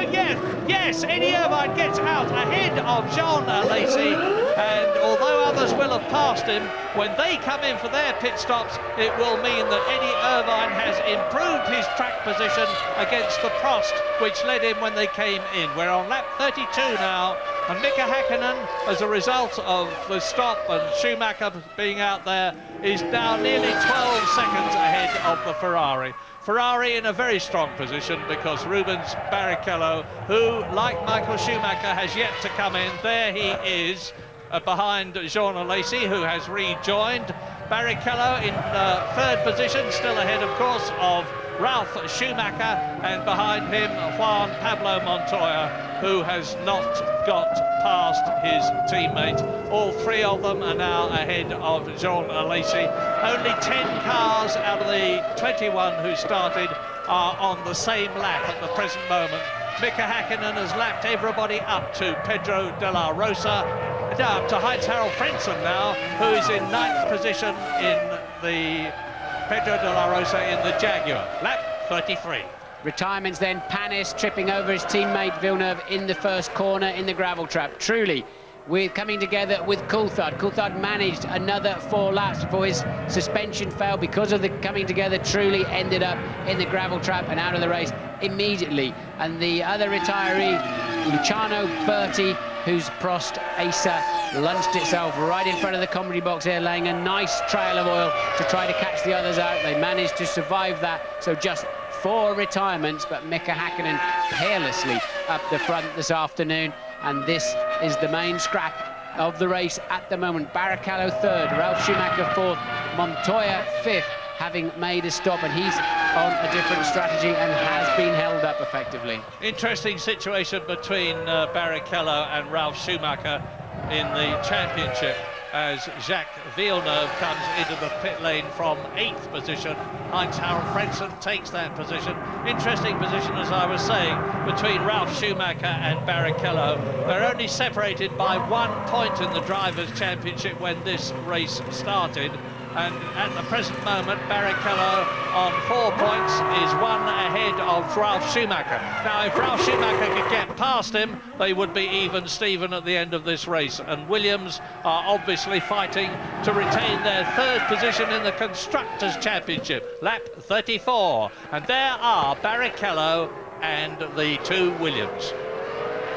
You wonder what the lookalike was on the back wing of Villeneuve's car. It's not a new sponsor or anything like that. Obviously, it's just different ways they choose not to carry the cigarette advertising here at the British Grand Prix, as they do have to now in several other European Grand Prix. But Barrichello then still with his mirrors full of contender Ralf Schumacher. And these 2, of course, homing in on Coulthard for 2nd in the World Championship as well. Yeah, absolutely, because David Coulthard at the present moment is on 47 World Championship points, and Ralf Schumacher, who is 3rd in the championship, is on 31, and Coulthard out of the race.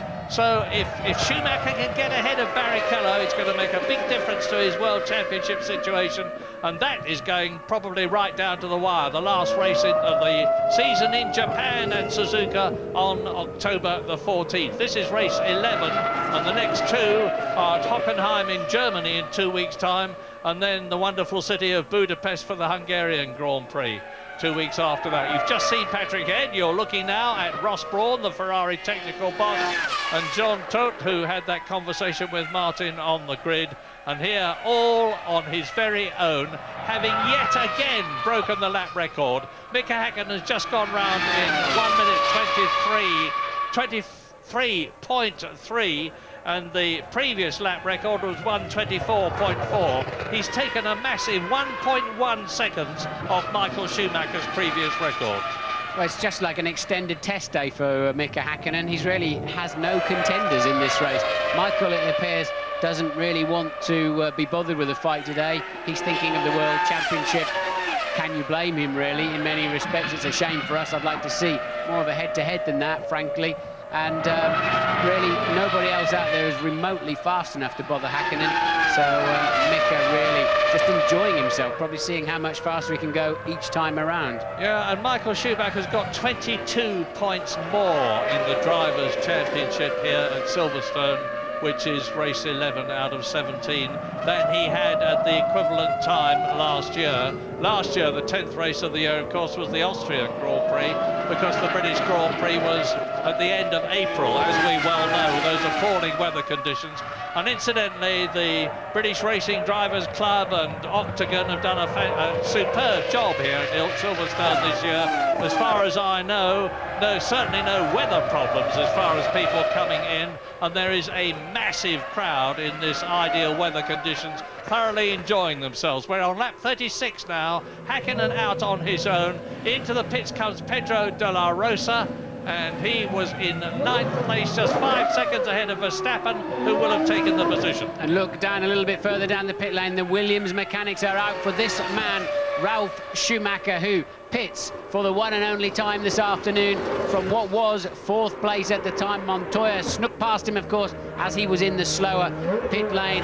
What's going to be interesting to see is, can Michael Schumacher pit a little bit later on and get back out in front of Montoya, because Ralf Schumacher really is fighting with Barrichello this afternoon, and the fuel hose taking 2 or 3 seconds to come out there, so that cost Ralf quite badly, and I think will probably keep him behind Barrichello. Oh, yeah, now what is also going to be interesting is that Montoya has no longer got Ralf Schumacher between himself and Rubens Barrichello, and the Colombian is an extremely feisty fighter. I'm not suggesting that Ralf Schumacher isn't, but Montoya will be having a real go at Barrichello now. He's with the Ferrari.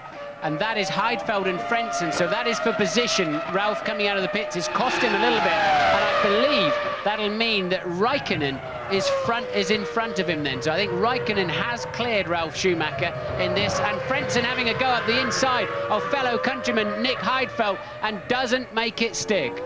No. Heidfeld just moves across, which he's perfectly entitled to do. He got a car's length ahead of the Jordan, and he moved across, took his racing line.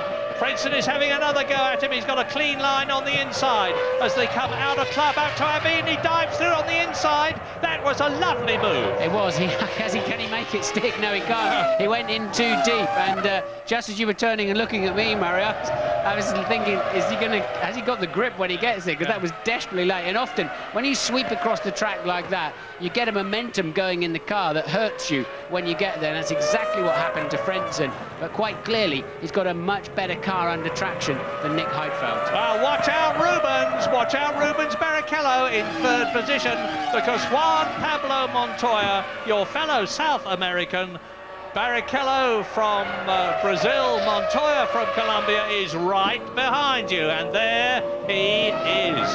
From 1.1 seconds, the gap has come down to 0.4 seconds, and Rubens Barrichello, who's just been back to Brazil for a holiday, which he said gave him new energy. He's going to need it now, because Montoya is pushing hard. The gap between Montoya, who is 4th, and Hakkinen, who is in the lead, is 42 seconds. Hakkinen's out on his own. He's nearly 20 seconds ahead of Michael Schumacher now, and Schumacher is some 24 seconds ahead of Barrichello. Well, that's a crucial time, isn't it? Because he's ahead of Montoya by the same amount as well. So I think Michael can duck in and out of the pits and come back out in second place. So Montoya losing out heavily then by, as I said, where he rejoined the track. And that, good for us. I think that's going to put him in another head-to-head with Michael later on. Yeah, I'm absolutely sure that you are right. Now down, now here we are with Jenson Button. He's down in 13th position in the Benetton with the Renault V10 engine. Looks like somebody's hit the wrong button on the Sony PlayStation game there, because we went dark. Maybe we'll throw a bit of rain at him a little bit later on. We think Ralf Schumacher has gone off the racetrack. So we think Ralf Schumacher, we're hearing from the truck, he looks like, rather than gone off, looks like he's stopped actually in that position more than crashed, but we'll have to wait and see. And we think Ralf Schumacher with a technical problem then, and quite clearly out of the car, out of the race. Well, you know, Williams can't be happy about their reliability record. That's if it is a technical problem, that's the 6th time this season in 11 races that Ralf Schumacher has retired, and Montoya has retired 8 times. Frank Williams has said, we really have got to do something about the reliability. When they finish well. Montoya's had 2 second places, Ralf Schumacher's had 2 wins. Now here we are with Jenson Button again. What's it like, Martin? He's in Bridge Corner. That's where, just to the right, there's where Ralf Schumacher's trying to find the clutch to enable the marshals to move his car out of the way. It's tucked up in a little pit lane entry for support races, but no problems for Button at this stage. He is currently running 13th, as you can see, and just 3/4 of a second, and that's what 3/4 of a second looks like. That's how far a Formula 1 car travels every 3/4 of a second. The distance between him and the little dot on the horizon there, which is old hand Jean Alesi, heading down then towards Maggots and Beckett's. Let's see. Big lift there for Jenson. This car really not working for him. Look, even having to fight the car hard. And Hakkinen is in the pits. I can see Hakkinen pitting out of our window here. Looks like a scheduled stop. They're very much ready for him. So lap 39, that would be about right, James. Yeah, Mika Hakkinen comes in, but the Ferrari boys are out ready for Michael Schumacher. He's coming in down the pit lane now as well. Of course, he's not really racing Mika Hakkinen, because Hakkinen has managed to work a big advantage over him, but he is racing one Pablo Montoya. They've both got one more stop to make. We're waiting to see what Montoya does, but at the moment, the tyres coming off Schumacher's car look great. They've behaved themselves really well, and Schumacher back out into the race. Where is he? Well, I can tell you that Rubens Barrichello with Montoya tucked up behind him are about to pass Michael Schumacher. There you see it. Barrichello goes through, Montoya goes through, Schumacher rejoins the race. It's getting very, very interesting now. And Barrichello knows he's under pressure because he's just made his fastest lap of the race. Here is the situation. We're at 2/3 race distance at Silverstone for the British Grand Prix, and Mika Hakkinen with his stop and Michael Schumacher with his stop are getting very close. Rubens Barrichello and Montoya, you can see, on the track together. Then we've got the 2 Saubers, the most improved team of the year 2001, with their Ferrari engine. So, as Martin's already pointed out, there are 4 Ferrari-engined cars in the top 6. Heinz-Harald Frentzen is right behind Heidfeld, who is in 6th position, but 33 seconds ahead of Jos Verstappen in the Arrows, who is 8th. Jacques Villeneuve in a very disappointing 9th. Is he going to stay with BAR? Jaguar, the top Jaguar, is in 10th position, driven by Eddie Irvine. So it really has wrecked Montoya's afternoon then, hasn't it? Because you can see the gap. That is Barrichello, of course, but just behind them, a few seconds down the road, is Michael Schumacher, and we know Montoya is going to have to stop again yet for a bit of a, what will be a bit of a splash and dash. Not too far away from the end of the race, but this quite clearly puts Michael back in 6 points position here, Murray. Yeah, Michael Schumacher, as ever, has proved that he is not only a fantastic race driver on the track, but that he uses his headpiece to perfection. I don't know what percentage of his ability is used actually driving the car at record-breaking speeds and race-winning speeds and pole position-winning speeds, but it's clearly left him with an enormous amount of mental capacity to think about the way the race is going, what the tactics ought to be. Well, this is good. Look, we're going to get a pit stop from a driver's eye view. You can see, you just choose the colour that you want to go into, and there's a box full of 22 men all dressed in the same colour. It's a good clue for you where you're going to stop. Well, you very rarely read that board. You're just looking for the lollipop to go up, and it's instinctive, the movements you're making inside the car. You're holding the steering wheel in the straight ahead position, your left foot gently on the brake, and you're steering at that lollipop. And when it goes up, you go. You can't see in your mirrors to check if anybody's coming, because your mirrors are full of mechanics. So here then, Montoya desperately struggling to get past Barrichello. They're on a different strategy, and it's wrecked Montoya's chances by losing all of these laps where he should be similar pace. And is that Montoya going in the pit lane? Coming in. He seemed to pause and decide whether he was going to come in or not, suddenly jinked to the right. So it's Montoya in his 11th Grand Prix against Barrichello in his 140th Grand Prix. And this, of course, is going to do Montoya no good at all. The question is, can he get back on track before the two Saubers appear? Kimi Räikkönen in 5th position and Nick Heidfeld in 6th position. And the answer is most definitely yes, he can, because I'm looking back towards Woodcote now, and the Saubers are not yet in sight. But Montoya then, remember, this is a very fast corner cut, so I think Montoya will get away fast enough, but that was not a good stop considering how little fuel. Should have been 7 or 8 seconds, so not a great stop there again for Montoya. We saw them struggling a bit with the fuel hose earlier on for Schumacher too, so losing a little bit of time in the pits today, Williams. Can Montoya, I think he'll definitely stay ahead of Barrichello, but for surely he's going to be behind Michael Schumacher. A lot of work to do for him then. Yeah, he managed to stay out ahead of Jordan Lacey and Bernaldi, who are fighting down in 11th and 10th places, as out of the pits goes Heinz Harald Frentzen. Behind Heidfeld, they came in 5th and 6th, and I think they're exiting 5th and 6th. And Kimi Räikkönen, who was ahead of them, of course, as a result of his stop, has dropped back a bit, and we're on now on lap 43, 1:17 to go. Barrichello in the pit lane. Rubens Barrichello for what is a very late stop, 43 laps in to this 60-lap race. What can they do for him? What kind of service is he going to get this afternoon? All looks slick, doesn't it, so far? He's holding a nice steady revs. Up goes the lollipop. Drop the clutch, make sure you spin the wheels, otherwise the engine will die. No problem at all then for Rubens as he cruises out and heads into the final sector of this Grand Prix. And over the line there is the Williams in the background as Michael Schumacher in 2nd position, 22 seconds behind Häkkinen, exits the Vale, turns into the left-hander now, club corner. You know, I think Barrichello will be ahead of Montoya, you know, because Montoya's stop was slow, Barrichello's looked pretty slick, and interesting to see, did Montoya get out there in front of Barrichello? We very nip and tuck. Yeah, look, mighty close. You think no, in my mind I'm thinking yes. We'll see very soon what happened. Now this is Fernando Alonso in the Minardi pulling off the track. What's the problem? Oh, look, there's the problem.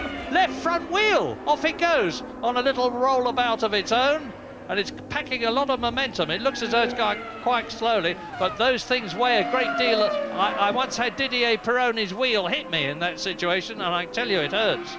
Yeah, and Marshall bravely recovering that wheel. I heard they were rebuilding the Reliant Robins again this week. I saw in the news, but shame for Alonso. I think he'd recently been in for a pit stop, actually, so whether that one didn't just quite hook up properly, but no danger to anybody there. And this, then, is a Villeneuve in place 8, closely followed. A lot of attention from Eddie Irvine. Eddie's had a bit of a lacklustre weekend, Murray. Yeah, top 10, lap 44, 16 to go, Silverstone. Häkkinen leads Schumacher by 22 seconds, Barrichello by 48 seconds. Montoya is just a couple of seconds behind Barrichello. You were right, Martin, but he's catching him. And in 5th and 6th places, Räikkönen and Heidfeld.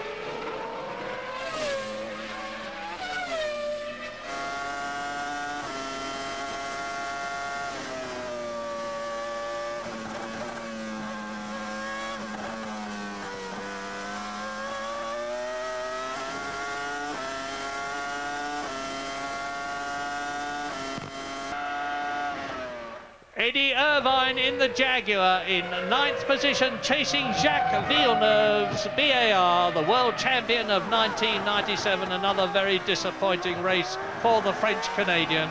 And Jacques Villeneuve is only just staying ahead of Irvine, but he is staying ahead in 8th position. In 10th place now, making up the top 10, it's Jos Verstappen in the arrows. You can see how hard Eddie Irvine is trying. And on lap 46 with 1:4:14 to go, Mika Häkkinen has got a very, very secure lead, but he's got to finish the race. And there's many a Grand Prix in the past where the leader has failed on the very last lap, and that's happened to Mika Häkkinen himself this very year. But he's 22 seconds ahead of Michael Schumacher, and into the pit lane comes Eddie Irvine from that 9th position for his second pit stop. Locking up his wheels, desperately trying to slow down before that 120 km/h line, and it's not a question of the man not seeing you down there. It's all done electronically. There's a loop underneath the racetrack there. They'll tell him exactly what speed he was doing. Eddie absolutely on the margin there, and a late stop really for him in this Grand Prix. 9th place. He had a 27-second advantage over Verstappen behind him, and that is a proper two-stop time. Now you can see Verstappen coming down the pit straight in the distance. So Eddie Irvine will retain 9th place. Can he recatch Villeneuve? Yeah, a good stop by Eddie Irvine, and Jacques Villeneuve has only stopped once, and he's got to come in again. So it may well be that when Villeneuve has done his stop and rejoined the track, Eddie Irvine will be in front of him. We're on lap 47. I don't think Villeneuve will stop again, Murray. I don't believe Villeneuve's got to stop. So that then quite clearly is leader Häkkinen homing in on Irvine to lap him for the second time. So the 9th place man getting lapped twice. That's De La Rosa, sorry. So De La Rosa, your current 12th place man, is about to be lapped for the second time this afternoon. Well, what does it mean if Mika Häkkinen wins the British Grand Prix? And he's looking very likely to do so at the present moment with 13 laps to go. I don't think he ever lost his confidence, Mika. He's not that sort of a chap. He will have said to himself, I've had very, very bad luck in failing to finish 6 times. The dice have been loaded against me. Things will come good. They always do in the end, and they seem to be coming good for him. So, although he never lost his confidence, this will be a considerable boost to him. And it's proving that the McLaren is in great shape. That's a very important thing for the rest of the season from the point of view of racing activity on the tracks. Ferrari are looking very strong for the Constructors' Championship. I've said that before, I'll say it again, because the Ferrari team is already 52 points ahead of McLaren. And Michael Schumacher, if he finishes in second place, is only going to yield 4 points in the Constructors' Championship to Ferrari, and that will reduce the gap to still a massive 48 points. But Mika Häkkinen is obviously and rightly going to feel very good indeed. But there are still, as he crosses the line to go into his 49th lap, 12 laps to go, including the one that he's on. Michael Schumacher, well, he's cruising round. He's about half a second slower than Mika Häkkinen on each lap, but he's still lapping at virtually the same time as his teammate Rubens Barrichello, and therefore maintaining the 25-second gap between himself and Rubens.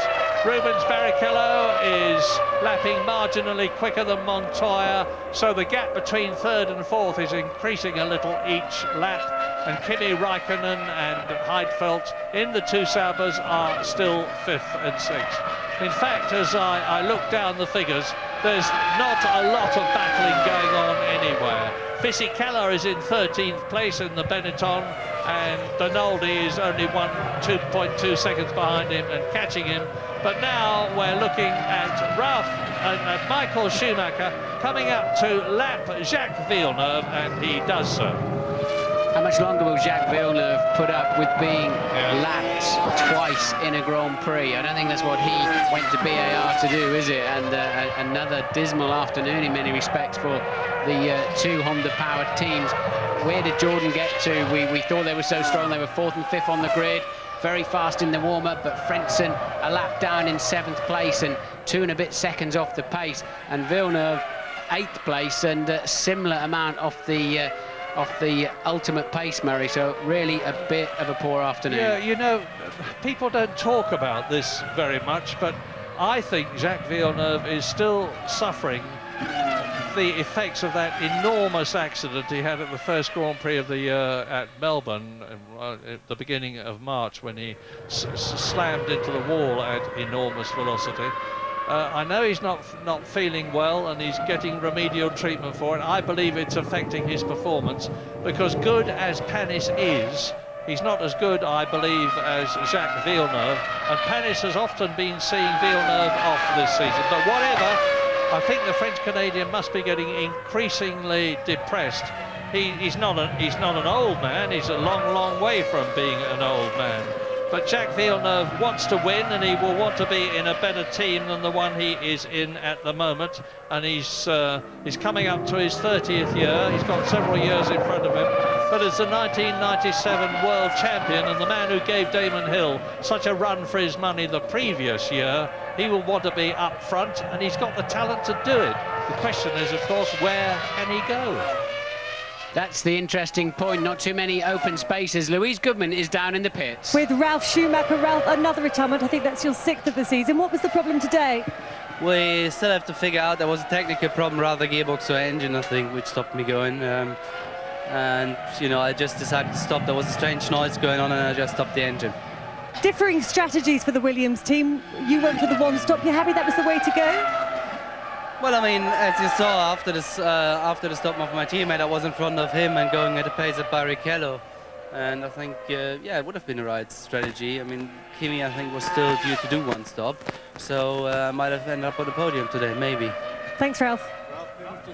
Michael Schumacher driving round. He is lapping consistently, half a second slower than Mika Häkkinen, and therefore consistently dropping back. The gap is 26 seconds, but clearly Michael is not the least bit worried about it. He's had his one stop that he planned to have. Rubens Barrichello, that we just saw there, has had his one stop, which was what he was planning to have. Here is the Brazilian. It's going to be yet another 3rd position for him. He's finished in 3rd position 4 times already this year, and a couple of 2nd places. He won, of course, the German Grand Prix at Hockenheim last year, starting 18th on the grid and in appalling weather conditions, carved his way through to the front. He'll be looking for another win in Hockenheim in the next race, 2 weeks' time. I don't think he's going to get it, because if Michael Schumacher is on the pace, that would be his 51st Grand Prix victory, which would take him up to the level of the most winning of all time, Alain Prost.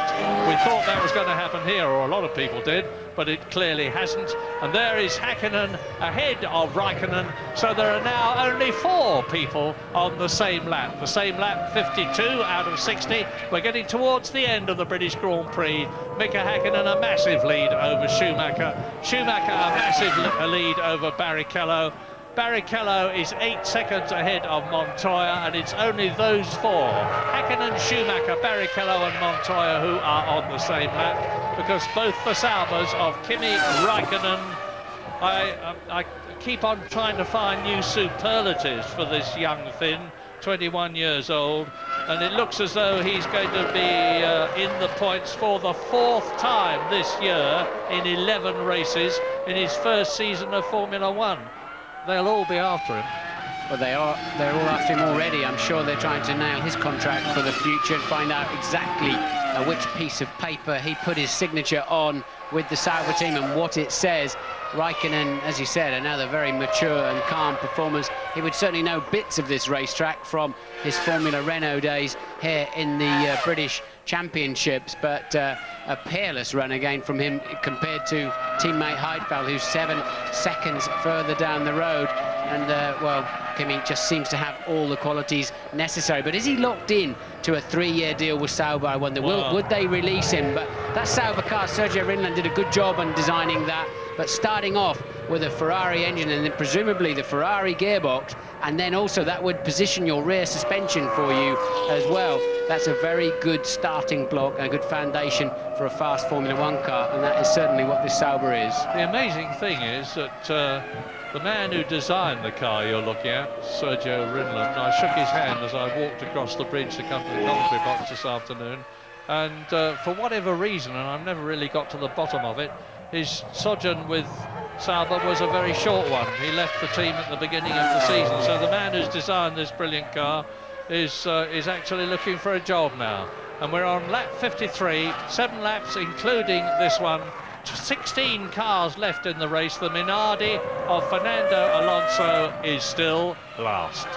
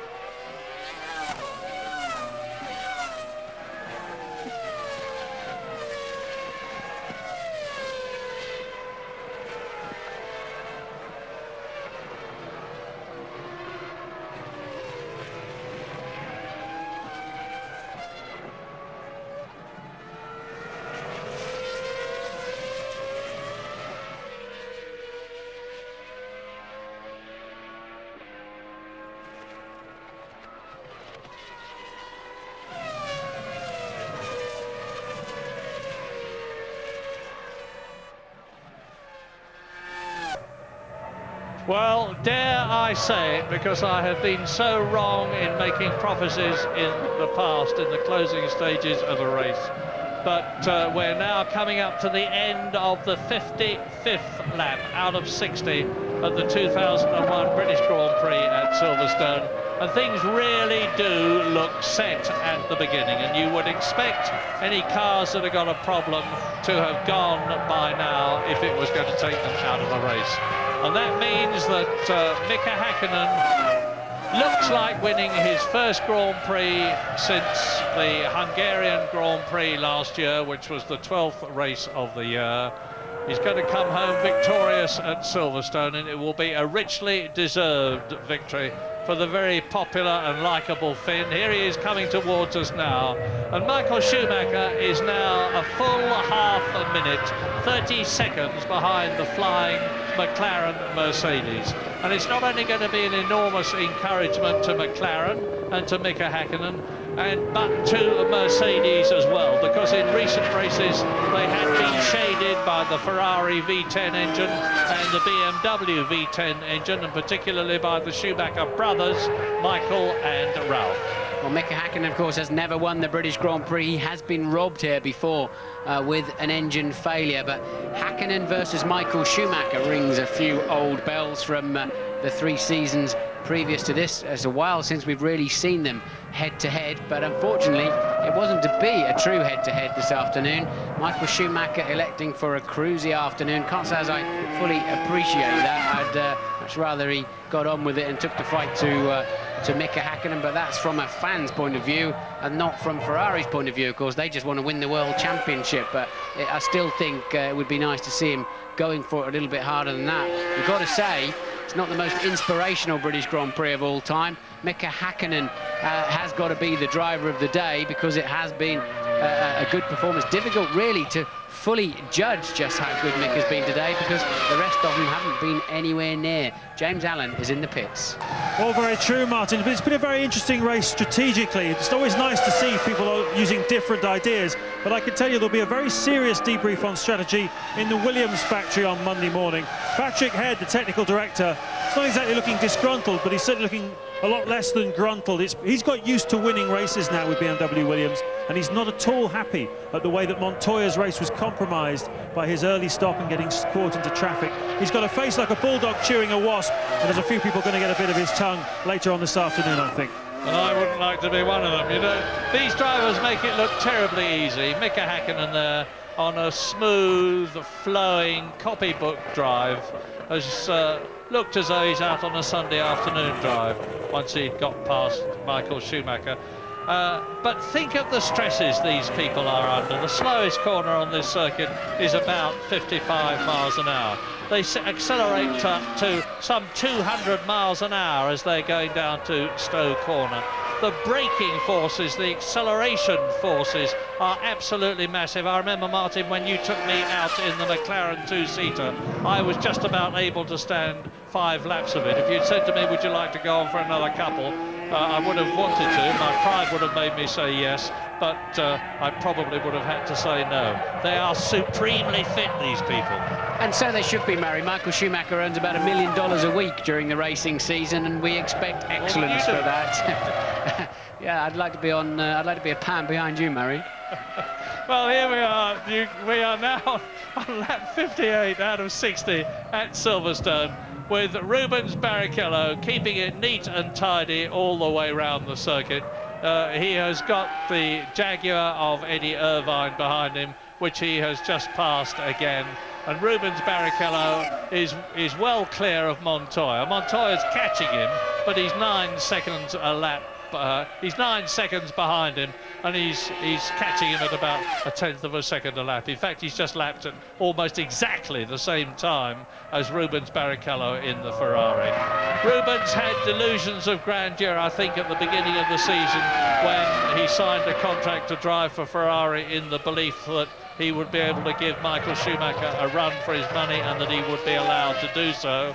Well, Michael Schumacher has not permitted him to do that, and to be fair to Rubens, nor have Ferrari, because he's had to move over and let Michael Schumacher through. But now we are on lap 59. That is the last lap but one at Silverstone. And as you look at Rubens Barrichello in 3rd position, Mika Häkkinen, there is Michael Schumacher in 2nd position, and the gap is increasing all the time. It's 31.5 seconds with 2 laps to go between him and Mika Häkkinen. But I have to say, although it hasn't been exciting from our point of view, Michael Schumacher has done a very sensible thing. He has decided to defer to Mika Häkkinen, let the Finn go ahead. The fact that Mika is going to finish 4 points ahead of him in this race is not going to make any difference to Michael Schumacher in the Drivers' Championship at all, because Häkkinen was only on 9 points compared with Michael Schumacher's 78 at the beginning of the race. Lots of stories, of course, that Ferrari were using their qualifying engine here for in the race, a different specification for the first time. Is that true, Murray? Do you think that's a fact? That's what I was told. So maybe that's why they've asked, as soon as Coulthard was out of the race, why they've asked Michael just to knock the revs back a little bit and be sure to finish this afternoon, as Häkkinen then through Copse for the final time at racing speed this afternoon for the 2001 British Grand Prix. He was 33 seconds ahead when he crossed the start-finish line at the end of the previous lap. So Häkkinen then down Hanger Straight. The team tests here 20, 30 days a year at least and he will know this place like the back of his hand. He knows every bump down that hanger straight. He knows every line through this Stowe corner. He knows exactly where to brake over the crest for Vale, and this will be like a cruisy outlap on the first early run of an average test day for him. He'll just be swanning along. He knows that feeling very well, but this time around it means 10 World Championship points, Murray. Indeed it does. Mika Häkkinen back at the top for what is going to be his 19th Grand Prix victory, and a very welcome one it's going to be. He's going to feel an absolutely liberated man, knowing that this time everything has come together for him. Out of Brooklands for the last time, he's just got the double right-hander at Luffield, the tremendously quick turn 17, which is Woodcote Corner, 155 miles an hour, and for the first time Mika Häkkinen wins the British Grand Prix. He just cruises across the line and takes the checkered flag, luxuriating in every wheel turn. Well, that's a hat-trick for McLaren then. Even if Coulthard couldn't pull it off this afternoon, Mika Häkkinen scores 3 consecutive British Grand Prix wins for McLaren Mercedes-Benz. Second place man then, Michael Schumacher. I'll have those 6 points. Thank you very much. That puts him, of course, then 37 points in the lead of the World Championship, with a mere 60 available for the rest of the season.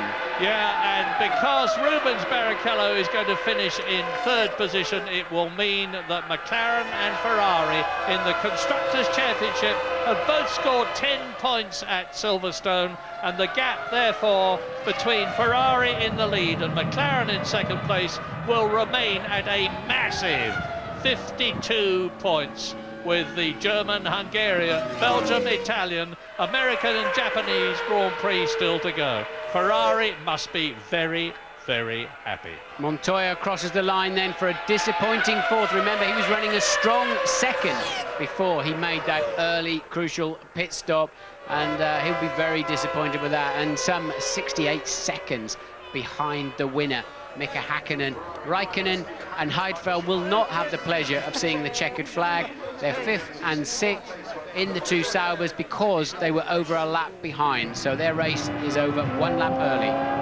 Well, Mika Häkkinen, hand out of the cockpit, taking the plaudits of the crowd. And the top 10 at Silverstone were Häkkinen, Schumacher, Barrichello, McLaren, Ferrari. The top Williams, Montoya in 4th position. The 2 Saubers are superb, 5th and 6th, both in the points. Heinz Harald Frentzen, 7th for Jordan, no points. Villeneuve, 8th for BAR, no points. Jaguar, 9th position. They probably won't be too unhappy with that, because they said that Silverstone wasn't really their kind of track. They're looking for something different, but they are improving all the time. Arrows, you have Jos Verstappen in 10th position, and then completing the other 16 who finished out of the 21 who started. Jorna Lacey in the Prost is 11th, ahead of the 2nd Jaguar, De La Rosa. James, news? Yes, indeed, Murray. I'm down in the McLaren area. A tremendous celebration going on down here. Ron Dennis, as Murray would say, Mika Häkkinen, who never went away, is now very definitely back. Absolutely. Great race for him. Copybook from beginning to end. Right strategy, well executed. Mixed emotions. I'm really disappointed for David, but it's not over. We took points away from Michael again today, and we have the speed. I think we can win, obviously, more races, but it was Mika's day, and the championship, as far as I'm concerned, for David is still very much open. Absolutely. Do you draw any encouragement from the strange pace of Michael Schumacher today? He seemed to be off it, really, didn't he? I think his pace just reflected a one-stop strategy, which was the wrong strategy, but possibly, as always, they'll have a reason for dampening the enthusiasm of our victory, but they'll struggle to do that. Well done, Ron. Great day today. Don't worry, Ron. You did a grand job. Congratulations to Ron Dennis, to Martin Whitmarsh, to Adrian Newey, to Neil Oakley, and all the other people at McLaren and Woking. Not forgetting Mario Ilian, the late and very much missed Paul Morgan, who had so much to do with the engine of the Brixwood concern. They've won the British Grand Prix, their home Grand Prix. Well done, Mika!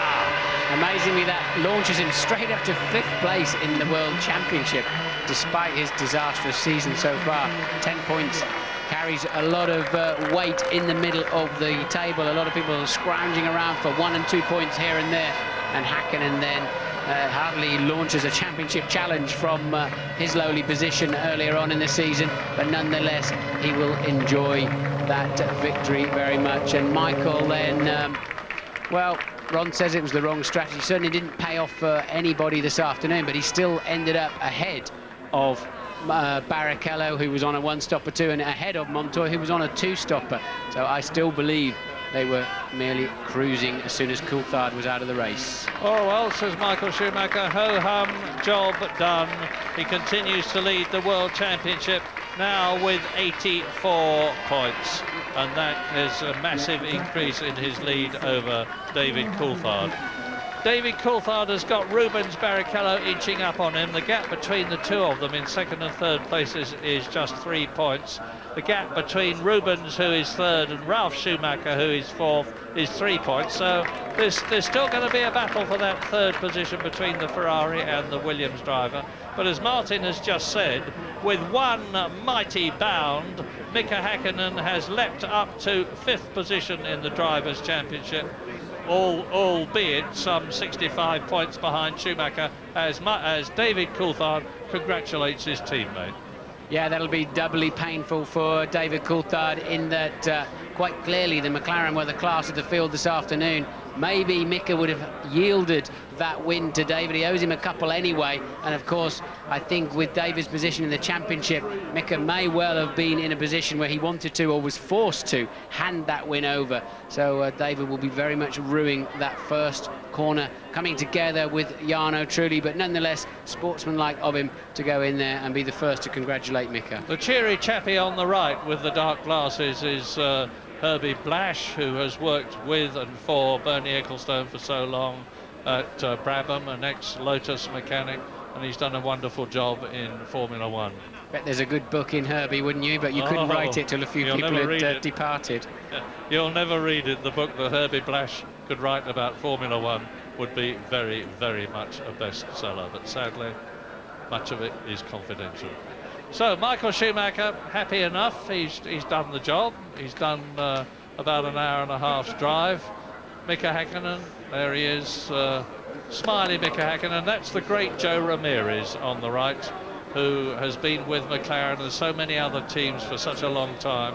And just before I came into the commentary box, I was talking to him. He's retiring from Formula One after the race at Indianapolis this year, and he will be sadly missed. But everybody now crowds up, because very soon out onto the podium are going to come the victorious three, and the winner, Mika Hakkinen, will receive that magnificent Royal Automobile Club Gold Trophy, which has been presented to all the winners of the British Grand Prix since 1948 from His Royal Highness Prince Michael of Kent, one of the really great motor racing enthusiasts. He's driven Formula One cars himself. It's not well known, because obviously he has to do it in conditions of secrecy, but he really knows what it's about, and he is a very genuine enthusiast. And there he is, waiting for Mika Hakkinen to come out to get onto the top step of the podium, to be joined by Michael Schumacher on the 2nd step and Rubens Barrichello on the 3rd. And here they are, Hakkinen onto the top step. Ferrari are now on 118 points in the Constructors' Championship, compared with McLaren's 66. And well done, dear, says Hakkinen, their son Hugo, and the Finnish national anthem.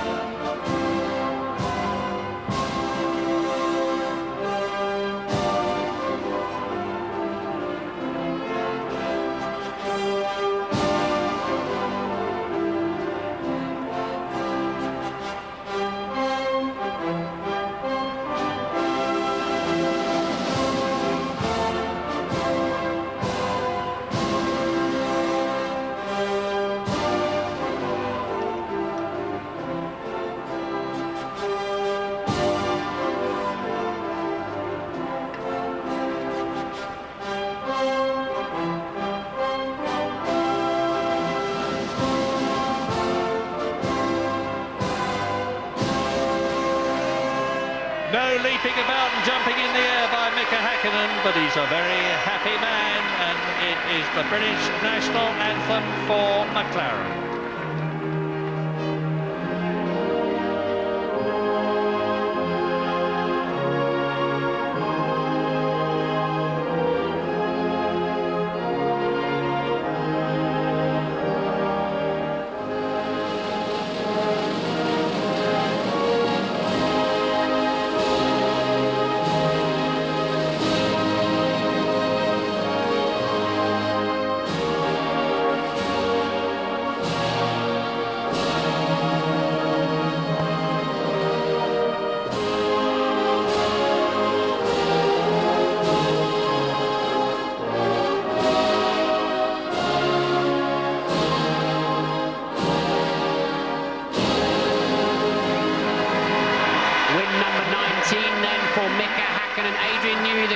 Designer, the man on the podium, the fourth man in the grey shirt will be Martin Whitmarsh, the managing director on the left-hand side of your picture, the managing director of the McLaren team. An important day for Mercedes-Benz. BMW have been stealing a lot of their glory. The fellow German manufacturer, but Häkkinen then with that very famous gold trophy. Well, there are 60 points left in the Drivers' Championship. On the left, Michael Schumacher, as Martin Whitmarsh receives the winning Constructors' Trophy from Ted Kunkel, who is the Chief Executive of Foster's. And now the second place driver is going to receive his award from Richard Cabourn, who is the Minister of Sport, and the second place driver is, of course, Michael Schumacher, the elder of the two great Schumacher brothers. But I was saying there are 60 points left in the Drivers' Championship, and David Coulthard is now 37 points behind Michael Schumacher. I'll say again, all is not lost, but it is looking better and better for Michael Schumacher, and better for Ferrari. But nothing could look better for Mika Häkkinen than where he is now. The champagne sprays again in the hands of this superb Finnish driver, and Mika Häkkinen has won at Silverstone. Thanks very much indeed, Murray. Thanks to Martin Brundle as well. Do not go away. We haven't finished yet by any means. We have a couple of competitions. One to win the latest British sports car, the result of that Best Murray banner competition as well. And Murray will be joining me here in the studio. Expert views from Tony Jardine and Mark Blundell. We're going to be hearing from the top three when they've dried off. All the other key characters as well will be following Jenson Button away from the track. And there's the gloss of the Grand Prix ball and the muck and bullets of the Silverstone campsites. We will be right back.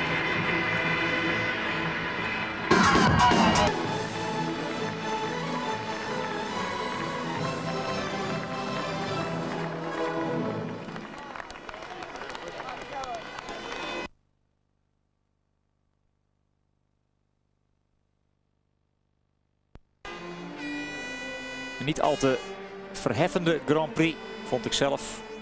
Gebeurde natuurlijk in het begin wel een hoop. Er zijn altijd een aantal zaken die je niet zeker weet van tevoren. Bijvoorbeeld het aantal pitstops. Nou, er was al snel duidelijk dat de heer Häkkinen met zeer weinig benzine aan boord reed en dus heel hard in de ronde kon. Schumacher kon hem in elk geval niet bijhouden en die liet hem dus ook maar gewoon gaan. In de wetenschap dat Coulthard er toen al lang uit lag. Dan kun je beter maar gewoon die 6 WK-punten koesteren. Hier Joe Ramirez werkte voorheen nog samen met Jan Lammers in de tijd van Shadow. Daarvoor moeten we weer terug naar de jaren 70. 1978 om precies te zijn. Werkte toen aan de wagen van de Nederlander. En nu is hij in dienst van McLaren. Alweer jaren. Ja, op het onderdeel juichen scoort hij toch niet echt hoger. Maar hij kan wel rijden. Van deze man zou ik persoonlijk geen tweedehands auto willen kopen. Norbert Hauk. De directeur van Mercedes. Bridgestone 1, 2 en 3. En Michelin likt de wonden. Het was voor Bridgestone de 51ste overwinning alweer. Dan hebben ze er nog maar 10 minder dan Michelin. voor het fotoalbum de nummers 1, 2 en 3 van de Grote Prijs van Engeland, editie 2001. En we hebben Ron Dennis bij de microfoon. Ron Dennis, dominating victory with McLaren there, but in some ways perhaps the wrong McLaren won? Not at all. We're here first to win and second to win championships. We won the race. Championship is still open. It's harder, but it's not impossible. And we'll win more races this year. Do you think the strange conditions losing Saturday played a part? Have McLaren really turned the corner this weekend? Well, I think we've done a much better job. We're obviously things don't happen by accident. Hopefully we can maintain the momentum through the rest of the season. Congratulations, thanks Ron.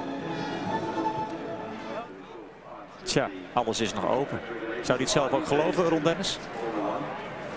Achterstand voor Coulthard op Michael Schumacher. 37 punten met nog 6 races te gaan. En dan zegt deze man, alles is nog open.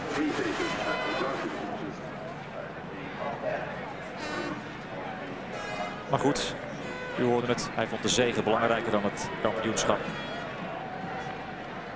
Waarschijnlijk komt het ook omdat de zege op naam kwam van zijn oogappel Mika Häkkinen. We wachten op de persconferentie met de nummers 1, 2 en 3. En daar zijn Congratulations, gentlemen. A fantastic British Grand Prix. Mika Häkkinen first, Michael Schumacher second, and Rubens Barrichello third. Mika, you've never won here at Silverstone before. Indeed, you haven't won in Formula One for nearly a year. How does it feel? It feels really good. Obviously, after all this trouble that's been going on this year. So it's good to win it, obviously, and particularly here in Silverstone, because trying for English team and English crowd, so we made a great show, you know. Now, you seem to be on it, even though you were well clear of Michael, about half a minute clear, you seem to be driving really hard right to the final section of the final lap. Is that because you kept thinking about the final lap at the Spanish Grand Prix earlier this year, where you pulled off? No, because what I was planning to do, I was really want to push really hard to make a big gap. That when I come down there and park the car, I have a time to have a cup of tea when these boys coming back, you know. Well, it worked. Thank you very much, Mika. Michael, early in the race, Mika was able to get past you. Did you make a mistake at Copse, or did you just let him by on the run to Beckett's because you already knew that David Coulthard was out of the race? Yeah, certainly. I mean, I parked the car and waved him by. No, what a joke, obviously. You've done that many times. Yes.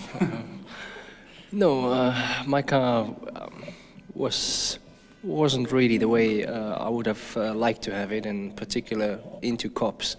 I had a lot of problems. I got sideways a couple of times at the entry, and when it happened with Mika, exactly that happened. I lost it at the entry, and I managed to keep it on the track, which that was the only thing I was worried at this moment. And then Mika was beside me, and nothing I could do against that. And then after that, Mika was able to pull clear. It was obviously clear in your mind that he was on a two-stop strategy to your one stop. Who decided in Ferrari that you would be stopping just the once in the race? It's always a team decision, honestly. Thank you very much, Michael. Rubens Barrichello, you were the last person to come in for your first stop. Did you stay out particularly long time because you had the Williamses sitting right on your tail? I think it's we certainly thought it was the best idea, and I mean, I didn't have the balance I wouldn't have liked it since Friday, to be honest with you. So I was having to drive it quite carefully, although I was trying to be quite fast. And I was lucky that my car was quite good at exiting Beckett's. Otherwise, I couldn't hold anybody. But it was good to see Montoya coming into the pits, and then I had the chance to come in and still be in front of him. After that, the car with the new tires were a little bit better, so I was okay to drive away. Indeed, in the final section, when Montoya came back on after his second stop, he seemed to have a problem. Were you able to relax a bit because you were clearly in third place, more points for Ferrari in the Constructors' Cup? I believe Ferrari are now 52 points clear of McLaren. Yeah, I've been told that I was a second faster than Montoya, and that Mika was quite clear from Michael that it was nothing to gain anymore. So yeah, I had a chance to relax. Thank you very much, Rubens. Back to you, Mika. It seemed from the outset of this weekend that you were in a more relaxed frame of mind. Maybe that's not 100% accurate interpretation, but it certainly looked that way. Is this a new Mika Häkkinen? Are you now back on the winning trail and we're going to see more wins before the end of this season? Well, hopefully there will be more winning end of the season, but I think this Grand Prix before this Grand Prix we had a very good test. We were able to get a good balance to the car, and the tires was what we were using here was suiting a lot in my driving style, so I was able to attack the corner, and I was able to have a car which did not understeer so much, and it gave me opportunity to choose the line in a corner what I wanted to. So probably that can explain a little bit my speed over here. Otherwise everything is like it always been. Thank you very much. Now, gentlemen, in your own languages, please, starting with Mika. Ja, Mika Häkkinen die van Bridgestone banden heeft gekregen die blijkbaar goed bij zijn rijstijl passen. In ieder geval vermindert het onderstuur. Daar had hij weinig last van. Dus misschien kunnen we van Mika Häkkinen nog wel het nodige gaan verwachten in die laatste 6 races. Zou in elk geval wel leuk zijn. Ja, eindelijk dus weer eens een overwinning voor de Finn na al die ellende. En dat voelde goed, zei hij. Kon hij tevreden over zijn, een overwinning. Hij rijdt voor een Engels team, voor het Engelse publiek. Nou, beter kun je het niet hebben. En een halve minuut voorsprong op Michael Schumacher. En hij moest natuurlijk wel even terugdenken aan de grote prijs van Spanje. Toen hij 5 bochten voor het einde in het zicht van de haven strandde. En uiteindelijk Schumacher met de zege vandoor ging. En zover wou hij het toch dit keer niet laten komen. Dus hij sloeg een behoorlijk gat. Schumacher, nou, het was niet zo dat hij maar even aan de kant ging voor Mika Häkkinen. Dat niet. Maar had vooral in de bocht Kops veel problemen. Dan ging de wagen alle kanten op. En ja, Häkkinen zette hem gewoon keurig ernaast. Dus hij kon niet veel anders doen dan er daar dan maar voorbij laten. Was niet helemaal tevreden over de wagen, Michael Schumacher. Ja, die 2-stop strategie van McLaren ten opzichte van de 1-stop strategie van Ferrari. Gewoon een teambeslissing. Ik had nou niet het idee dat Schumacher er achteraf helemaal blij mee was. Maar ja, van tevoren bedenk je dat en daar moet je het dan maar mee doen. Barrichello hield uiteindelijk dus Montoya achter zich.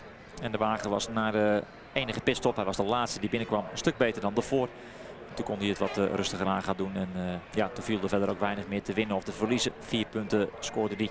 Dus zo blijft het verschil tussen McLaren en Ferrari in het nadeel van de Engelse renstal intact. Namelijk 52 punten in de strijd om de constructeurstitel. En de grote winnaar vandaag was dus Mika Häkkinen. Maar ja, ook Michael Schumacher die gewoon met nog 6 races voor de boeg zijn voorsprong heeft vergroot naar 37 punten. Ferrari verloor dus. Laten we eens aan Ross Brawn gaan vragen wat hij ervan vindt van deze Grand Prix. Ross Brawn, in the way you've lost the battle, but we've gone a long way further to win the war today. Yeah, that's probably a good way of putting it. I think, I mean, obviously with the strategy we had, it was important Michael defended his position at the beginning of the race. But as soon as David was out, there was no point in getting silly with Mika, so Michael let Mika past. Mika was very strong. And then it was just a question of making sure we finished second. So, you know, pretty good day, another step forward in the championship, and both cars ran reliably. Probably not quite as strong here as we have been in a few races, but it is McLaren's home ground, so yeah, good result. Surprised at the pace of the McLaren, certainly in that first stint? Not really. If you take the fuel into account and 1 or 2 other things, then I think Mika was strong. But it's understandable with, I mean, he had half the fuel weight that we had. And obviously he could push the tyres, whereas we were making sure we had tyres left at the end of the stint. So, I mean, we had a pretty conservative strategy today, which, you know, we could argue about, but on balance, we got the results. I think many congratulations are in turn 1 step nearer. Thanks, Ross. Ja, misschien vandaag de slag verloren, maar de oorlog gaat waarschijnlijk wel gewonnen worden door Ferrari en daar ging het om. En hij was niet ontevreden, Ross Brawn. Oké, ze kozen voor een andere strategie, iets behoudender dan McLaren voor Häkkinen had uitgestippeld. Häkkinen had veel minder benzine aan boord en ja, kon dus aanvallen. En Ferrari reed verdedigend en tweede en derde 10 punten gescoord. Uitgelopen op Coulthard. Ach, wat zal Ross Brawn klagen hier in Engeland. Zij hebben toch een leuke race gezien. Geen Engelse winnaar, niet David Coulthard. Nou, die is niet eens Engels, maar Schots. Maar goed, geen Britse winnaar dan. Maar toch een leuke race. Maar u ziet het, ja, McLaren Staat nog steeds 52 punten achter op Ferrari. En Williams scoorde 3 puntjes en staat nog steeds stevig op de derde plaats. Maar Ralf Schumacher kwam niet aan de finish. Bij de microfoon Mario Thijssen. Mario Thijssen from Williams BMW. A good performance, really, considering the starting positions. Yeah, really. Both cars had a perfect start and made up quite a few positions already before the first corner. The race was okay as well. The strategy worked out. We had one car on one stop, one car on two stop, and it was pretty close as we saw. So it was the right decision to try both strategies. Juan did a good race down to the finish. He was sometimes close to catch third position. In the end it didn't work, but P4 is good. Ralf had a technical problem. He reported a loss of power and then turned off the engine. So I don't know yet if it was the engine and what was the cause. We'll have to look at this now. Now, for a number of laps, Ralf and Juan Pablo were running neck and neck, much as in France. Was Ralf asked to move over this time? I don't know. I didn't watch this. Okay, thank you, Mario. Tja, of Ralf het verzoek had gekregen om aan de kant te gaan voor Montoya. Nou, Mario Thijssen zei dat hij op dat moment net even de andere kant op zat te kijken. Toch niet ontevreden.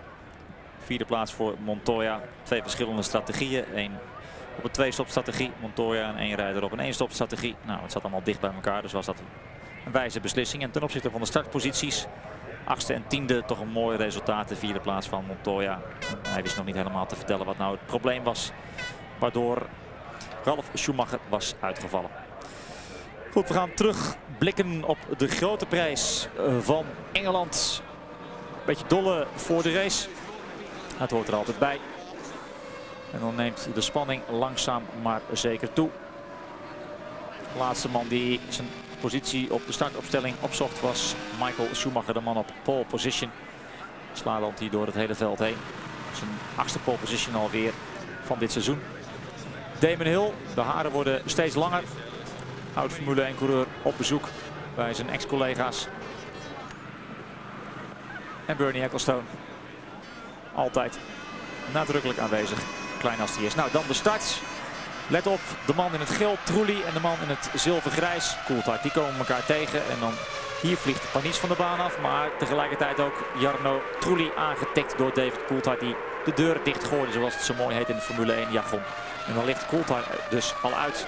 En dat is een duur verlies voor McLaren. Hij kan nog wel door in eerste instantie. Rijdt nog 2 rondjes. Maar de achterwielophanging is afgebroken en dan vliegt hij van de baan af.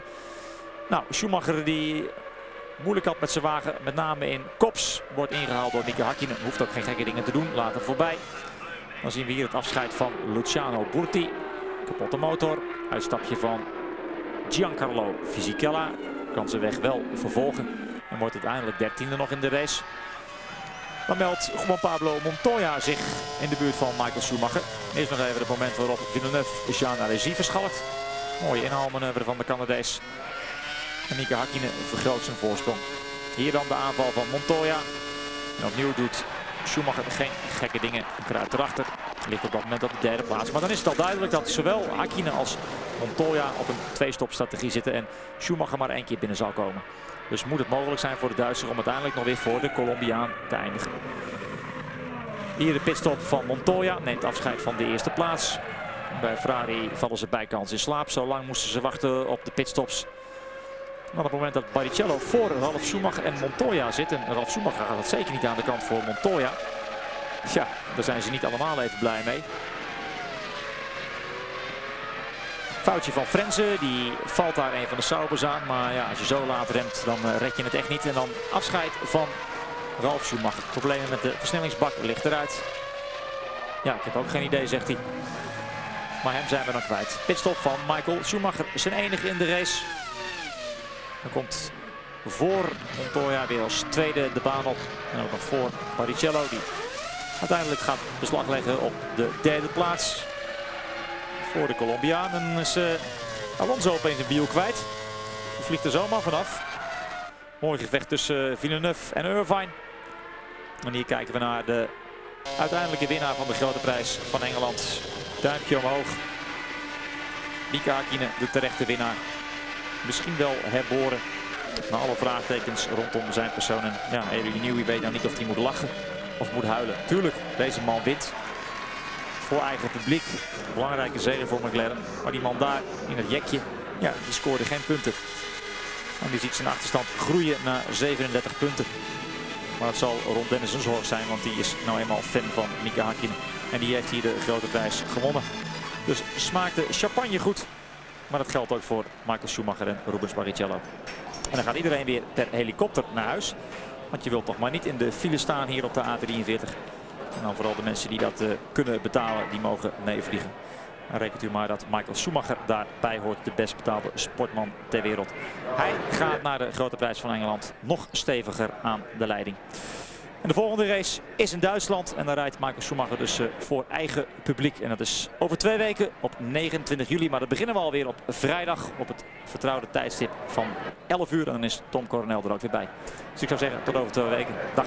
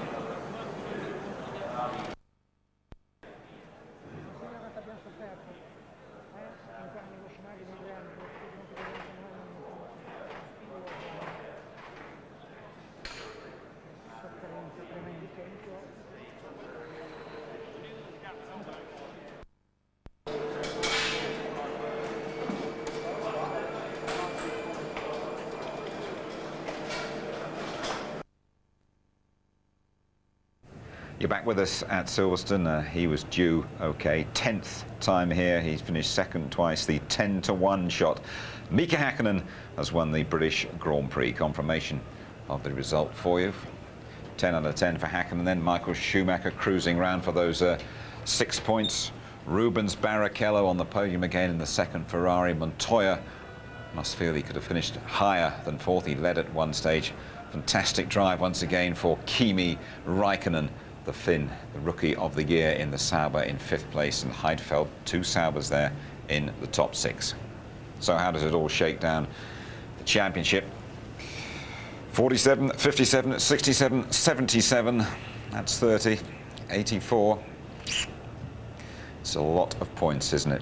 37 points. David Coulthard and Michael Schumacher, the gap at the top. 3 points now between Rubens Barrichello and Ralf Schumacher.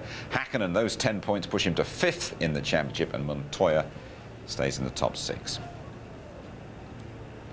And the constructors Ferrari continue to romp away with that, although McLaren scoring well with Mika Häkkinen today. Williams in 3rd place.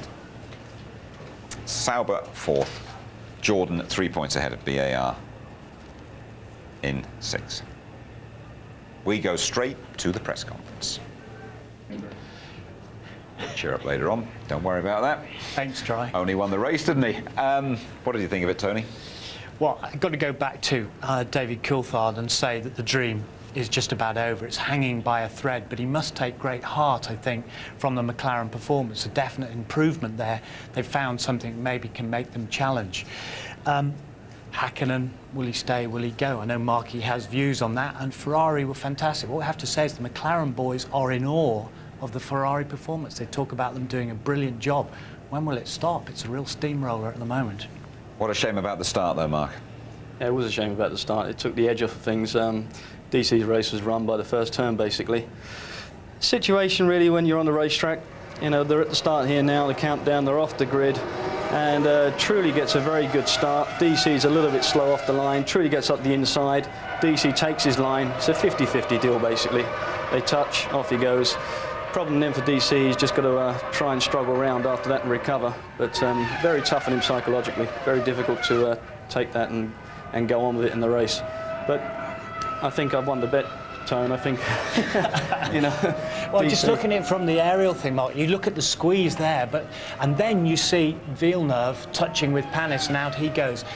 But what I take from this is David Coulthard was left with no option but to go for it because of all the failures that he's had this year. He's made one mistake, and that was in the pit lane with the button in France. Otherwise, it's been stalled on the grid, it's been software, it's been engine in Canada. He had no alternative just to go for it. I'm interested, though, Mark, in the sort of the word yield. In that David seems to suggest, well, I'm going for the World Championship. Jarno Trulli should have yielded, and Trulli says, I don't yield in that situation. Hey, you know, there's 7 races or so left, or you know, maybe one less at that point. But it's every man for himself out there. Jarno Trulli's had the best performance so far in the season. He wants to make a good race of it. I know DC's going for the championship, but he could have just yielded a little bit, maybe. Just done a little bit just to get through the first turn. And no surprise when his race ended prematurely, David Coulthard, after the shunt he took. The man he had to slew across to the pit lane. Yeah, I mean, you see here the car's already let go. Basically, that's a real tough situation. He's had a knock from another car, and it's very unnerving as a race driver to actually carry that car at speed. You know, you're going into a corner with commitment, you don't know what's going to happen, and rear suspension just let go on him. What did you make of Michael Schumacher this afternoon? Of course, the fellow who everyone feels sure will win the World Championship once again. I mean, he just seemed to cruise round gently this afternoon. As we kind of thought, didn't we? I mean, just calm and collected, and Ferrari at their best. Jean Todt kind of let the cat out the bag on the grid there with Martin Brundle's grid walk. We knew it was coming. Didn't need to win, didn't need to stretch, did he? And both Häkkinen and Montoya, as we said, went past the World Champion. Yeah, I mean, I think Murray had talked about this with Martin in the commentary as well. It was something we were trying to find out. Were they using this development engine, the 050? We think they were, which helped them in qualifying, helped them in the race. It must be incredibly fuel efficient because, you know, till lap 43, Barrichello stayed out before he came in for his pit stop. And I believe it was a tactical race totally by Ferrari. We're just going to cruise, we're going to collect and also protect this new engine, because I don't think it had done the race distance before. We might be able to find out a bit more about Ferrari's tactics. Ross Brawn is down there, the main man at Ferrari, with James. Ross, a strange day really for you and for Ferrari. It didn't really look as though you were trying to win that race.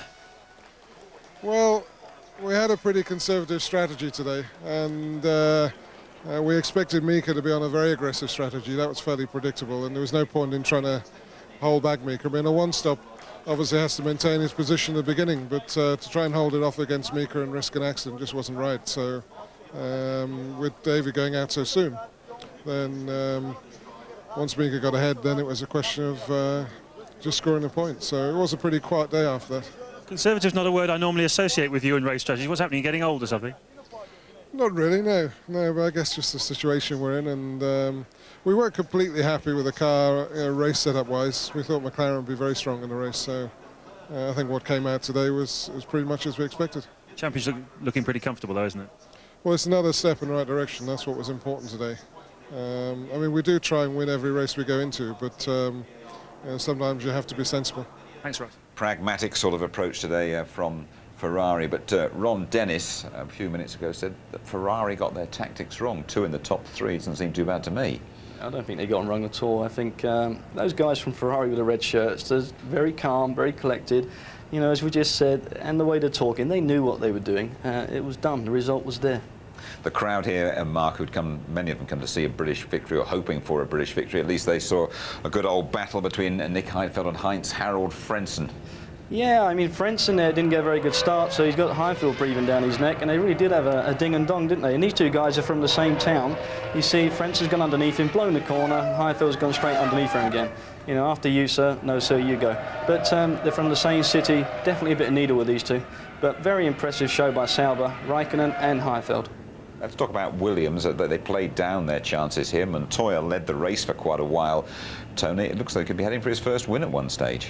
Yeah, but it's a shocking reliability record, isn't it? Montoya's got those 2 second places. You know, when he finishes, he's there, and he's been wonderful. Like in Brazil and Austria, we marvelled at his performances, and we've still to see those yet again. But we've had hydraulics failures, gearbox failures, and when Patrick Head says to you, know, this is a very disappointing weekend, that means when he gets back to the factory, he's going to read the riot act. Yeah. And Mark knows, because when he was testing there at Williams, he's a hard taskmaster. But eventually, they will get that job done. And Michael says, we fear this car when it has reliability. Let's find out what Juan Pablo Montoya made of his first British Grand Prix. Here is the Colombian chatting to Louise. Juan Pablo, well, you led the race at one point, finished 4th. Are you happy with that? It's okay, you know. I think we made a mistake in my second stop. We should have came, you know, we had fuel to come in a lot later, and they thought we could go by Romans that way. I don't know why. But you went for the 2-stop strategy. Do you think that was the right way to go? Yeah, it was. You know, it paid off. You know, started 8th, finished 4th. It's not that bad, but couldn't have been better. Thanks. Teammate Ralf Schumacher went for a 1-stop strategy, but that whole reliability let him down again. Yeah, also the other problem, again, but Murray talked about this, that the Michelin tyres weren't working that well, and it just shows you if you've got to start back from 8th and 10th place on the grid, which they had to do, might be a fantastic engine, might be a fantastic chassis, but if the last key component, the tyres, aren't working properly, you can't really get up there. And Montoya had elected to go on the harder compound as well, so I think he was hoping originally to go on a 1-stopper as well, but he had to go on the 2. But again, Ralph, I think he drove very well, but Berger and the team, you know, Berger, head of BMW Motorsport, they really believe in him, but he was a bit lacklustre, really. Stop you there for a moment, Tony. We're going to go down and talk to David Coulthard, the man who's won here for the last couple of years. Hi, David. Your race ended, what, a little while ago, nearly 2 hours ago, didn't it? Have you had time to put things into perspective, to have a bit of a think about things? Yeah, obviously I'm very disappointed in my own race, but you have to look to the positive here. And the fact is, McLaren were very competitive. It's good to have Mika up there on the podium, and this could have been a McLaren 1-2. And you know, naturally, I think the result would have probably gone the other way for the sake of the championship. So that in itself gives us confidence, because I think in reality we were actually much more competitive here relative to Ferrari than the sort of display they put on in Nürburgring, where we looked pretty average. Yeah, it's an easy race from the commentary box. It's an easy race from up here, but again, with the benefit of hindsight, do you think you perhaps could have lifted off at that first corner? Well, if you always lift off, unfortunately, you're always going to come out second best. I think that looking at the damage to my car, then Jarno's front wheel was touching only halfway along my bodywork. I think that we as racing drivers know the type of corner you have there, and it opens out on the exit. So with having track position, I was in front of him, then there's absolutely no reason to expect that I should lift in that situation. The only way we'd come in contact would be if I deliberately turned in on him, which I obviously didn't consciously do, and or he drifted into the side of me. At the end of the day, it doesn't really matter, you know, why it happened. The fact is, we should both know that you can't win the race at the first corner. Obviously, slightly different agendas from Jarno and myself. Yeah, if he had been going for the World Championship and you had been in the same position, would you have yielded? I don't think that it's got anything to do with the championship. I think it's just got common sense. You know, two cars don't go round a corner without a bit of give and take. And you know, I made it quite clear that when we entered the corner that I wasn't going to lift, and he should know that, and there should be time to react. And you know, there's enough of the curb on the inside which is flat that he could have turned if he felt that I was squeezing him. So you know, I think that irrespective of what it looks like from the outside, if you're a racing driver and you sit in the cars, you know the corner, you know the circumstance, and you know that it is possible to get two cars through there, but it will involve both giving a bit of room. And unfortunately, we weren't both able to see eye to eye in this situation. But I just remind you again, I did have track position. I was half a car length in front. How big a disappointment is it for you, David, particularly in front of your home crowd, and particularly going for that third successive victory, that you couldn't deliver today? Yeah, it's very disappointing. You know, the car was damaged from that first corner, and I was on the radio explaining. We tried to hang in there just to establish how bad the balance of the car was. And obviously I would have preferred to have parked than to have spun off in the entry to Priory, but just there was so much damage to that right side of the car. It was really just a question of whether we decided to pit or not, and got caught out under braking. So it is disappointing, but nonetheless, I think from a team point of view, to win here, to show that although Ferrari still have the legs on us in qualifying at the moment, we can put in strong race performances. Their strategy was completely wrong today, there's no question about it, so I'm afraid James is going to have to not be so complimentary to Ross Brawn this weekend, because there was just absolutely no logic in going so late on this situation unless they believed they could hold us up. And I would have thought the evidence of our performance through Friday, Saturday with fuel on was that we had a quick race car. Were your tactics set up for you personally to win here today? Yeah, the situation would have been that the team would have maximised my potential to get in there in the championship. So if we'd been running 1-2, then that would have been reversed. That would have obviously been a difficult pill for Mika to swallow, because he you know, as we stood and watched the race, then he overtook Michael and was looking pretty strong. But obviously we don't have the benefit of knowing just how strong I would have been in the race, and I think logically I would have been running right with him. But I've had to swallow those pills in the past, and I have absolute confidence he would have done so here this weekend. Just a couple of final things for you, David. You were very quickly over there to congratulate Mika Häkkinen, who has had a long, lean spell. It's a good win for the team. Yeah, absolutely. You know, that irrespective of everything that's going on in my own battle for the championship and the whole speculation thing, I think for Mika and his car crew, it's been a long time. They've had, you know, they deserve the victory in Barcelona. I don't think anyone could doubt that. And you know, I think he just sincerely, I just wanted to be one of the first guys there to say that welcome back. But hopefully he'll be finishing second to me in Hockenheim. Although, as we all know, there could well be another team coming forward to pick up the victory at that circuit. Sure, and it's never over until it's over. But if I say to you now, I bet you Michael Schumacher is going to be world champion again this year, what would you say? Well, you've got to say it's a pretty steep wall we have to climb. It's still mathematically possible, and no matter what people say at the moment, no one truly knows what's going to happen until the points don't add up. But logically, you'd say they have the strength and the position, and largely during the season, if you look at the first 11 races, they've had the performance. So unless we're able to develop ourselves out of our qualifying situation, then they have the best position. Sure. David, thanks very much for your cooperation before and after the race. Perhaps a word for you about all your fans who are trying to head for the sort of the byways out of Silverstone at the moment. They gave you good support here again, didn't they? Yeah, no, I had fantastic support here, and I really appreciate that. I know it was out there for all the British drivers. It's a shame that I wasn't able to deliver today, but nonetheless, I think that a victory for a British team should be some consolation. Although I do notice there's a lot of support out there for Ferrari, so that makes a change, doesn't it? Yeah, no, that's surprising. But no, it's there's nothing quite like a British crowd, very civilised, and you know, I thank all of them on behalf of all the drivers. Thanks very much indeed, David. Thank you. Right, well, let's talk about Mika Häkkinen. We should, I think, probably pay tribute to Mika Häkkinen a little bit, because people have been putting a line through his career. He's not the most charismatic of drivers, is he? But it'll mean a lot for him to win in Britain at last, won't it?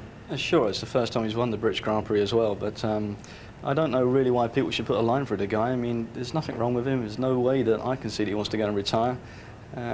You get this little thing build up, and all of a sudden the guy's out of a job. But you see by his performance today and over the course of the weekend, he's a great driver and will continue to be. You mentioned before the start of the race that you were driving here, one of your wheels came off, and Mr. Alonso had a similar experience in the Minardi, didn't he? I think everybody goes through a situation like this as a race car driver. At some point, you're like Alonso here, he's trawling around. He obviously knows he's got a problem, he's going very slow, and pop off the left front wheel goes, and off into the distance. And it's a little bit disconcerting. Obviously, trying to then carry the car around on three wheels is a bit tricky. But that kind of thing at Grand Prix level shouldn't happen. Even at this situation here with Mika Häkkinen, that's the rear wheel. Front end pops up, rear wheel goes off, and the rear drops down. Very tricky, very dangerous, but mistakes do happen. Yeah, that was a couple of years ago, and I think, Tony, I'm right in saying that Mika Häkkinen would probably have won, you know, if that hadn't happened a couple of years ago. Yeah, he would have done it. I mean, I'd take slight issue with Mark. I know what he's saying, but the reason there's a speculation about Häkkinen is because from last year we really tried very hard. Look at Belgium and so on. This year, yes, we know he's had a terrible time, but you take Canada where he's in the middle of the pack, he did nothing. And then suddenly when they all scattered in for the pit stops, he scatters off, sets fastest laps and gets up on the podium. He was lapped 6th place in Germany, and he mistakenly thought that the front wings were bent when they weren't. There is a whole catalogue of these very, very poor performances, leading people, like myself, to suggest that perhaps he's up for his P45, I don't know. Well, we'll see. It's not a revolver, but perhaps he should take one occasionally. Mika Häkkinen's been having a bit of a tough season, so has Jenson Button. 15th place for Jenson in the Benetton and his home Grand Prix. Jensen, how was it for you? Not good at all, actually. The car was quite oversteered for pretty much all the race, and that was the problems that I was having. Also, the power steering packed up after about the 10th lap, I think. I think I hit a curve a bit hard and it just shut down, so it's pretty hard work driving on no power steering around here, but there you go. So a tough and not very enjoyable afternoon? No, not really. But there you go. Well, better luck at the next one. Thank you. And we'll see Jensen having a little bit more fun away from the circuit when you rejoin us. Murray Walker is going to pop into the studio as well. And here's his sparring partner. Dad, Rennie Arnoux comes into the pits. Let's stop the start watch.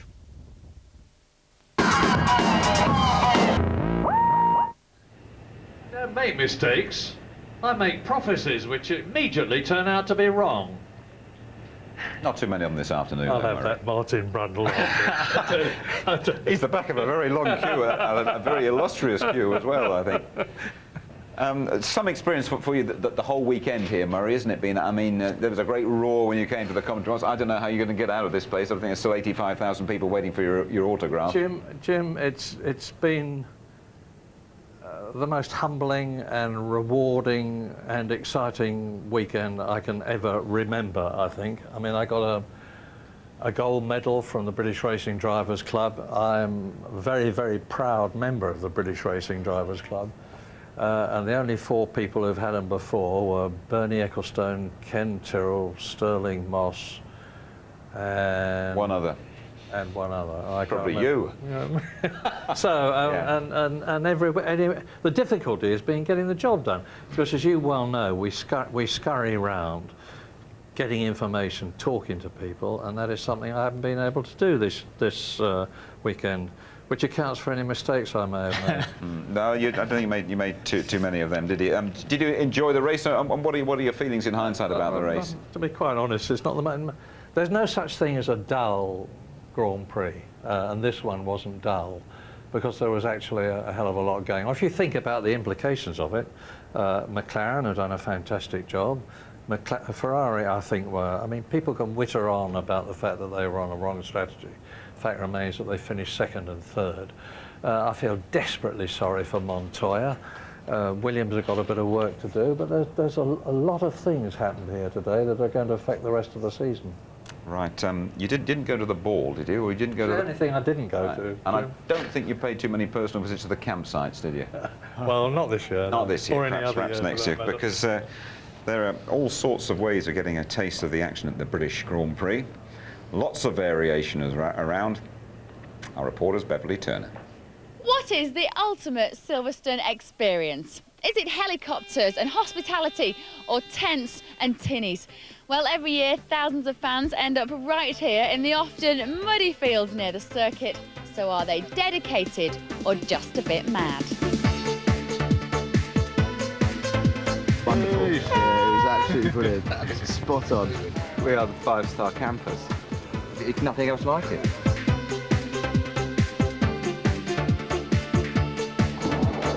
We're getting a sneaky look inside the luxury end of the campervan experience. Marty, tell me about this place. Where do you sleep? Where do you eat? I've got to say, Beverly, this is tops. The last 6 years been under canvas. Last year I said enough after the April experience. Going to trade up to myself a little VW campervan. We've got ourselves a nice little kettle, little grill for a little bit of bacon in the morning maybe. Absolutely perfect. And then we pack the bags to go up to see a bit of the racing and take a few of your finest out the fridge. Absolutely perfect. The worst thing about it, I think, is beer tents right over there. That's about it, really. No, that's it. That's it. You try and sort of bung yourself up the weekend. You don't really want to You don't want to have a Silverstone poo, basically. So that may not be for everyone. Time to find out how the other half live, and you have to arrive in style. Oh my God, that was amazing. For the guests here tonight at the official Grand Prix ball, there's only one way to arrive, by helicopter. Even better if you've got 2 Formula 1 drivers as your dates. Come on, chaps. How important is this a part of the weekend of Silverstone experience? It's important for the people that are here because they're going to have a good night, but I can't, you know, I got to disappear off and lie low. I'd love to be here, and this is one of the reasons I'm looking forward to retiring at some stage, that I can come to this party and have a nice party, you know. It's one of the best events of the year. We're just really surprised the drivers are all really short. You shouldn't wear your heels to an event like this. They are, they're tiny. I know. I would have kind of come on my knees. As it were. So, patience. Heinz, I'm loving your trousers. Who's sponsoring you tonight? Well, this. You like that? Yeah, I think you're winning on the fashion stakes. They're all dressed in sponsors head to toe. You're looking good. What did you think of your football performance? Well, it was enough to get some money raised. And I'm not so good in football, obviously, but enough to make 2 goals. With the help of famous names from football and Formula One, the ball raised over £56,000 for charity. But even with tickets at more than £300 each, you can't control the weather. So it's time to move inside. Tracy and Robert, newlyweds, nice to see you here. What do you think of this tonight? Well, it looks amazing. I mean, it's a beautiful place. It's quite similar to where we got married, hasn't it? Oh, look at you two. And lots of free champagne as well, which you can't complain about, you know. Chris, what do you think of this evening? Is this how we should do sport in this country? Oh, it's fantastic. I've actually been to Silverstone for the last few years, but I haven't been to the Stowe Ball before, and it is quite amazing. And it's the first time, for example, we just had our first course, and Rolls Royce came up and a girl started singing, and everybody rushed to the dance floor. Silverstone has always got a little bit of razzmatazz. This ball has turned out to be a real success over the last number of years, and I know you've just been speaking to Krista Berg, and you can't beat the Irish influence here, because half the ferries are full with Irish and Jordan fans, so that's nice too. So whether it's a one-man tent or a huge marquee, everybody enjoys the Silverstone experience. I've had a great time here tonight, but unfortunately the drivers have left without me. What's a girl to do? Home, James. Could always row her home, couldn't he, I suppose, couldn't they, James Cracknell? Now then, Jenson Button. What about his Silverstone experience? I was just fantasising about being in the back of a camper with Beverly Turner. Steady, Larry. Hold on a minute, the old ticker's going up there a bit, isn't it? So he's got his T-shirt on. I thought you had that vacant look in your eye again. I've been saying to Jenson... do that with your hands as well. I've been saying to Jenson Button all season, Jim, look, you're going through a bad time now. You're 21 years old. You made your point last year with Williams. Jenson Button is a jolly good driver. He is a potential world champion. All he needs is the right infrastructure. He's got the right infrastructure with Benetton, but he hasn't got the right car, and it doesn't look as though he's going to have it this season. But hopefully he'll get the bad experiences behind him. Renault own Benetton. They've got to make it work. He's got next season. And the season after that, they'll all be after him, and rightly so. Yep, Murray, OK, it's another tough experience for Jenson Button, 15th today in the Benetton. But away from the circuit, well, Jenson has just got to keep on keeping those sponsors happy. I do like using a helicopter. You do need it because the time that you have is so small. It's a great way of traveling, I love it. It's fantastic, I love being in the air. I used to hate it, absolutely hate it. PlayStation told me that they wanted some input, so I thought I'd go out there and give as much input as I could. I'll tell you what the best bit about this game is the helmet movements, which is a big thing. Yeah. It's great, it's fantastic. Yeah. Sometimes when I play a game, obviously because I drive the real thing, it's not much fun because it's so jerky on the steering, but it seems really, really smooth, it's good. Yeah. You just put in a lap time of 1 minute 19 there on a Nürburgring. How does that compare to the lap times that you would normally do on Nürburgring in the Benetton car? In the Benetton, in qualifying, let's not talk about qualifying, it was a bit of a disaster this race just gone, but my best lap was an 18.6, I think. Oh, 18.0. You got to try and beat that now. That's beatable. Yeah? That's beatable. I'm sure Steve could put in a 1:16 here. I think the best bit about it was me thrashing the people that actually made the game. I enjoyed that quite a lot. I like this game. I love things that I can win at. It's really cool. So you're the genius, you're supposed to be really good at this. Oh, I never said that. flying, you can relax so much. It's the only time really you can relax. Away from everything, everyone is on a flight. That's why I love the Grand Prix outside Europe, because, for example, it could be a 10-hour flight, and I sleep all the way. They make me suits and they give me clothes to wear all the time, which isn't bad, is it? Come on. So the extra tux that I was getting fitted is for this weekend, the ball this evening, plus obviously other events. I really, really enjoy dressing up and things like that. That's fine, Yeah, just like shape that. it on the waist. I like the wet shape. Excellent. Working out in the gym, it can really, really help you mentally as well as physically.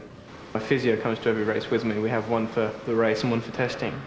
I do a lot of work on my back at the moment because at the start of the season it wasn't the best thing in the world, so we've had to do a lot of work on that. We did a test last year at Hungary. You know, I mean, it was very warm, but I lost 2.5 kilos of fluid during the race. It shows how much you lose, and you know that's a big percentage of your body weight, which isn't good. Goodwood's great, but it is such a long day for us. It's very, very important for all the manufacturers, I think. It's good to be here and, you know, to be able to help out and get the crowds pumping and enjoying it. It was great when I went up in the old Renault. The 1902 Renault was great. And it does about, I think it'll do 70 miles an hour, I think. Now I've got nothing to do after this for another hour or so, and then I've got the prize giving. So that should be good, and hopefully I won't get away too late. I've got a flight to Monaco tomorrow morning. Time to go home now and recharge my batteries, go to Monaco for a couple of days, and then the big race, British Grand Prix. I love Formula 1 and I love everything with it, but the main thing is I want to win.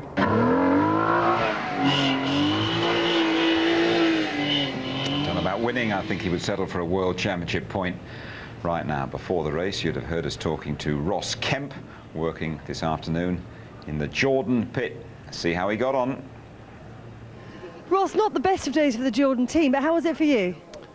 Oh, from my point of view, it went very, very well. But I mean, obviously, there's a massive disappointment inside the camp. You know, where we were seeing before the race, we really were hoping that we'd get a podium position, get some points. So we're all kind of like rather disappointed, really. And for me, I mean, this is the last opportunity I'll ever have to do something like this. So it would have been really nice to have had a win or something, or a podium at least. But that's motor racing, as they say. You're really feeling it, aren't you? You must have become a real part of the team. Oh, very much so. You know, they were really happy for me that I didn't screw up today. You could tell that everyone was smiling at me, giving me thumbs up. To say I feel emotional, probably over the statement, but yeah, I feel mixed emotions, really. I feel relieved that I got through it, but also sad that I'll never ever do it again in my life, and also kind of very sad for Jarno. And obviously, you know, I wish, you know, Heinz could have got a better position as well. So, you know, I just think, personally for Jordan, I just wish we'd done a bit better today. Tell us about that stop. How did the ticker stand up to it? The ticket was going. I think it's just something short of 100.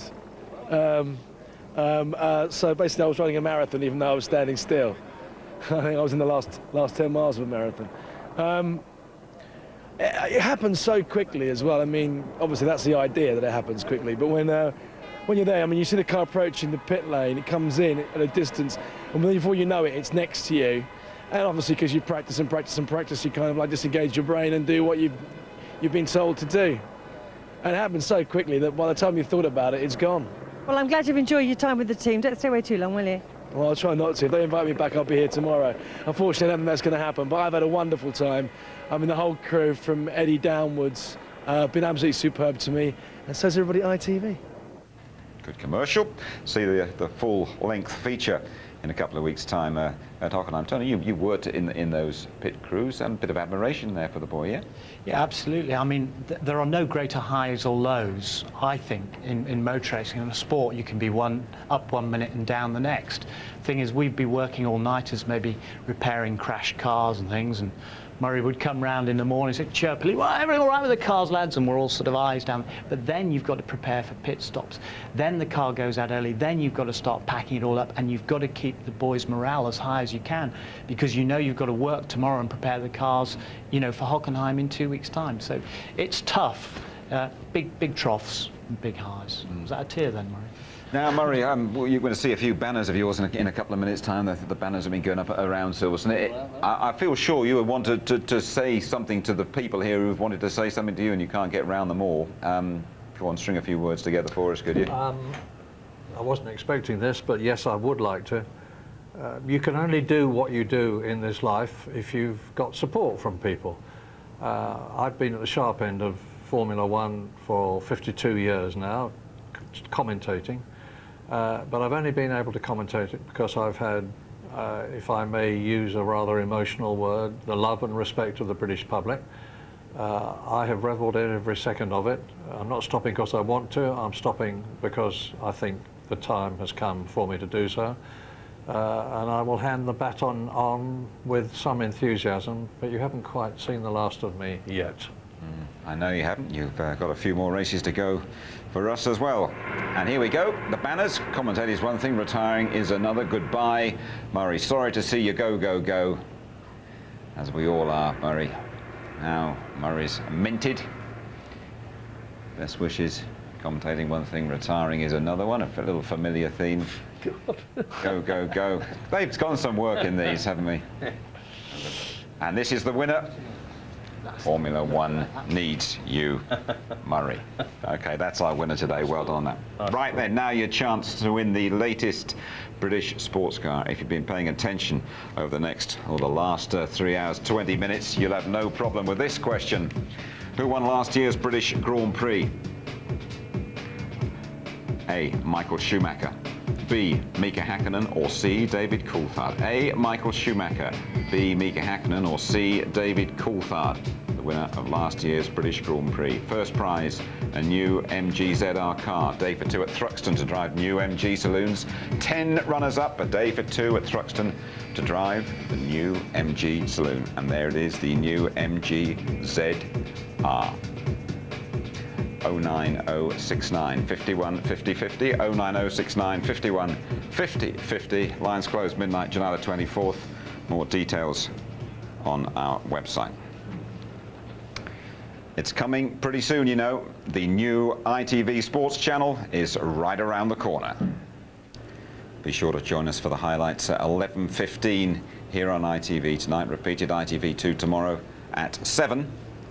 As we've been saying, next port of call, German Grand Prix, a couple of weeks' time, qualifying from 11:30 on the Saturday, the race live, pre-race show from 12:05, highlights 11:50, repeated ITV2 on the Monday at 7.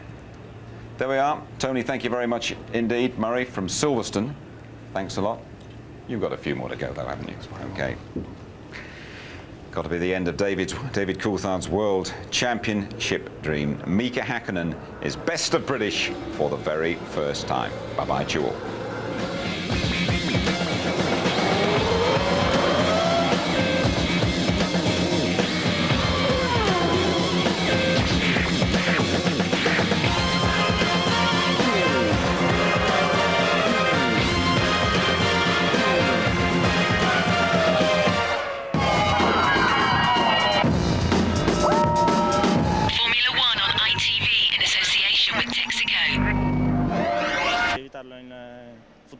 You know, I'm sure he sees it, that he had the lane, and I see it that I had I was ahead, so I felt I could keep the lane.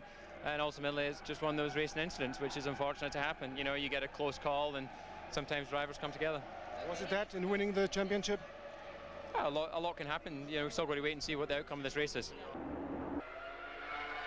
Very special indeed. It's great to drive for the team, which is British team, and in front of the British fans. Everybody was cheering up in a big way in the grandstand. It was a good feeling.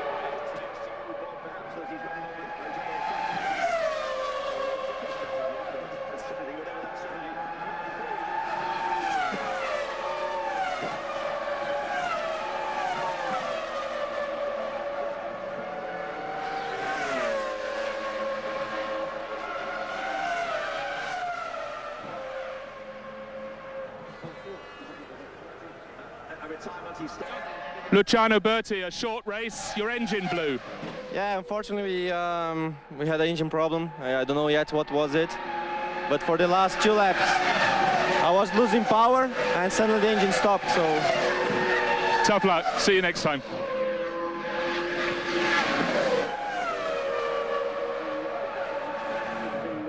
Corrected at a slight sign indication of how hard he's trying.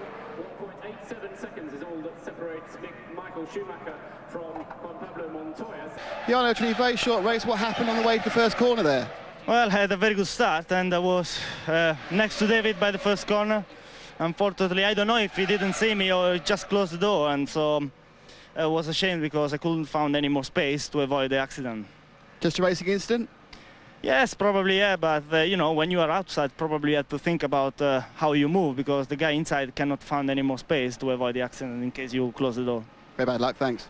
Jordan? Jarno, we didn't get clear. I'll get him in 2 seconds. David, just before you go in, much shorter race than intended. I've just heard Jarno truly say that you must have closed the door on him or something. How did you see it? Well, you know, 2 into 1 doesn't go, and although Jarno was on the inside line, he made a better start. I had track position because I was slightly ahead, so I felt that the corner, in terms of us doing it at the correct speed, was mine. And then when I turned in, he was still there. So, you know, I'm not going to do a Jarno bashing session because, you know, he obviously saw it from one point of view and I see it from another. But ultimately, if 2 cars come together, it does neither of us any good. And what was the damage to your car? Why have you had to stop? Rear suspension was broken and then it let go coming into Priory. So that's absolutely a major blow to your championship aspirations? Only if Michael finishes. OK, David, tough luck.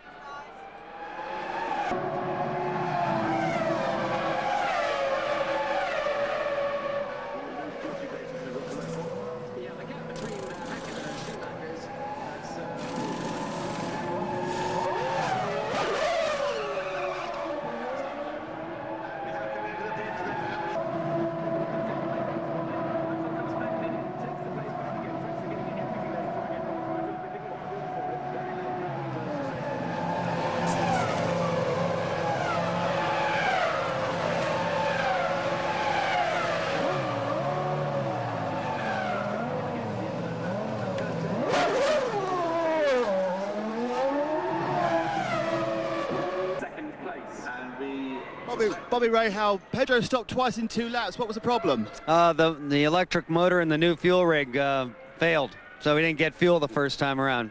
Isn't that an FIA problem? It's a problem. Thanks a lot.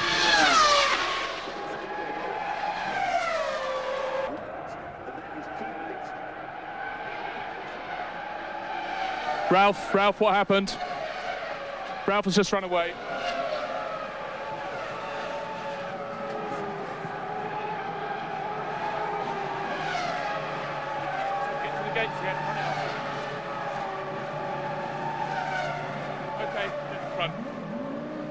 Ralph. You see that?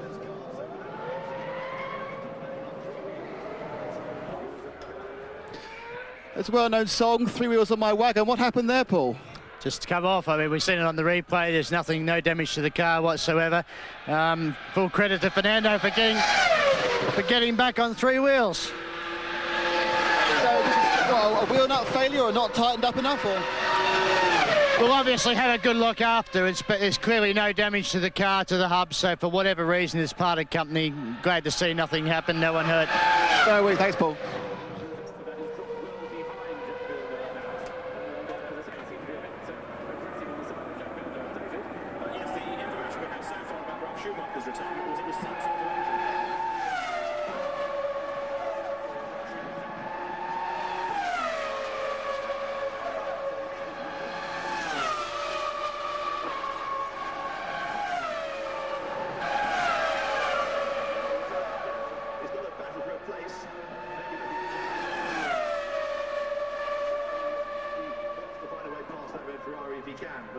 Stuck behind it, even though he's a lap down anyway, down in 9th place.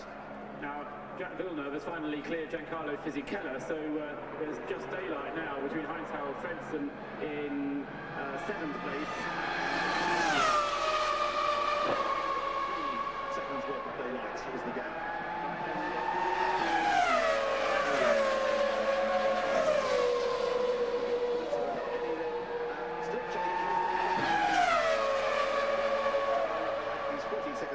I don't see how he's going to be able to catch them before the end, because there's just not...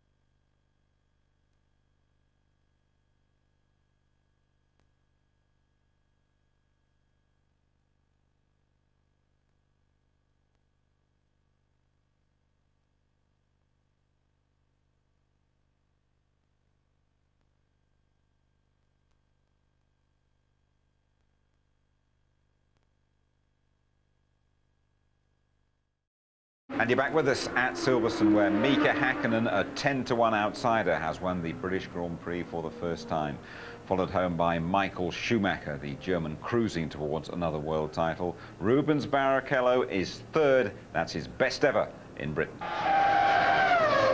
It's great to win it here, obviously, because McLaren is a British team. It's important and really great for the mechanics to get this result over here. So I'm sure there's a great atmosphere in the team at the moment, and everybody's very happy. You didn't seem to be pushing as hard as normal today. Was there a reason for that? Yeah, at some stage of the race we knew there was no chance to get Mika back. There was nobody to push us, so all we had to do is drive a safely race and get the 6 points on our account, and that's what we did to some degree. On the other side, the balance of the car didn't allow me to push because I was several times close to find myself on the wall or in the gravel bed, and I didn't really want to end up there. The car never felt the way when we tested here, and we know there is a small problem, but we couldn't just solve the problem. And you know, at the end of the day, second and third, it's good for everything, I think. You're about 40 points ahead now in the championship. Can you relax yet? 37, and I can't relax. Confirmation then of the result of the British Grand Prix for you. Mika Häkkinen 10 out of 10, Michael Schumacher second, Barrichello third, Montoya fourth. He'd have wanted to have finished higher than that. And then the Saubers of Räikkönen and Heidfeld. And that means the gap between Michael Schumacher and David Coulthard is now 37 points. 60 still available for the winners in F1 2001. Rubens Barrichello back in front of Ralf Schumacher. Häkkinen straight in at 5, and Montoya scored 3 points today. Meantime, in the constructors, Ferrari have a 52-point lead. Williams remain best of the rest behind the big two. Räikkönen and Heidfeld both scoring to keep Sauber in fourth. Tony Jardine, lots of people here will say the race was ruined from them when Coulthard was bashed at the start. Well, I'm afraid it was. I mean, a whole mass of support here for Coulthard in his title bid, and it was already slender, and now it hangs by a thread, unfortunately. After this incident during the start, Schumacher gets away well, Häkkinen matched him. Incredible rocket of a start from 8th to 5th from Montoya. There's the squeeze.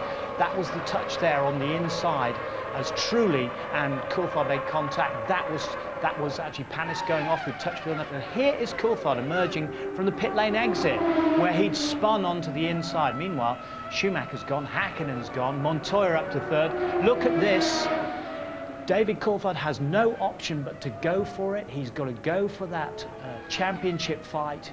And Trulli, of course, is going for glory with a great grid position with Jordan, and they touch, and that's a racing accident. A racing accident, and no surprise when David Coulthard's race ended very prematurely. Damaged suspension, unfortunately, Jim, there. He had radioed in, but the car went up. Very, very dangerous to carry on with cracked components. We saw earlier in the year, and there's Ron Dennis thinking, where's my man gone? We knew there was a problem. Earlier in the year, if you remember when Montoya tangled in practice with Villeneuve, and Villeneuve's car broke 3 laps later, I think Coulthard was very lucky that didn't go on the hanger straight at 190 miles per hour. It could have been a lot worse than that. We saw Ron Dennis there. He was pretty critical about Ferrari's tactics. Would you agree with him? Yeah, I think what he was saying was that they weren't really spoiling for a fight. You didn't come out and really, you know, take the gloves off to us. That's what it was about, but I think it was a conservative strategy because it was about preserving this evolutionary engine that they got in, see if it could go to the distance, tyres, etc. They were out for points. You put 2 people in the top 3, though. That's a decent response, isn't it? I think it's fabulous. You know, okay, McLaren have got the hat-trick of wins, but there they were flanked by the two Ferrari guys yet again. Looking for exciting moments in the race. We saw a good battle between Heidfeld and Heinz-Harald Frentzen, didn't we? 2 boys from Mönchengladbach, and it's great because here's the young, you know, 26-year-old, and he's up against it, the 30-something. Let's be polite to Heinz-Harald Frentzen, who's had a bad season. But notably, these 2 guys, although they were dicing for 7th here, Jim, they've both had big accidents this year. And Frentzen missed Monte Carlo because he bashed his head in Monte Carlo, and he missed Canada, if you remember. And in Canada, Heidfeld had that big accident and bashed his head against the barrier as well. But they're both, it's nice to see them both back in action. What are your feelings about Mika Häkkinen's victory? Because you've been reasonably critical about the Finn. Well, you know, he should have won in Spain, and, you know, the gearbox and the clutch let him down at the end. I think he's had some very lacklustre performance. He's only prepared to fight if the car is in really good fettle. That's my view. Unlike Michael Schumacher, whatever the situation, the 32-year-old is still very, very hungry. The 32-year-old Finn here, look, he's happy as Larry. The moment it doesn't go right, he's down, he's glum, it's reflected in his driving performances. You need consistency. Tony, thank you very much indeed. We shall return in a couple of weeks' time. We go to Hockenheim for the German Grand Prix with Michael Schumacher looking in great shape, qualifying 11:30 on the Saturday. Extensive pre-race build-up from just after midday on the Sunday. Highlights just before midnight, repeated ITV2 on the Monday at 7 o'clock. Right then, Mika Häkkinen wins the race, but no doubt here about the star of the British Grand Prix in 2001. That's Murray Walker. A very emotional weekend for him, saying his goodbyes to Silverstone. Good night to you all. Thank you all very much. I've had 52 wonderful years. The best of them have been at the British Grand Prix, at Silverstone and at Aintree and at Brands Hatch. You can only do so much as an individual, but if you've got the love and respect of the people that you're talking to, it makes it a very easy job, and I've loved every second of it. Thank you very much.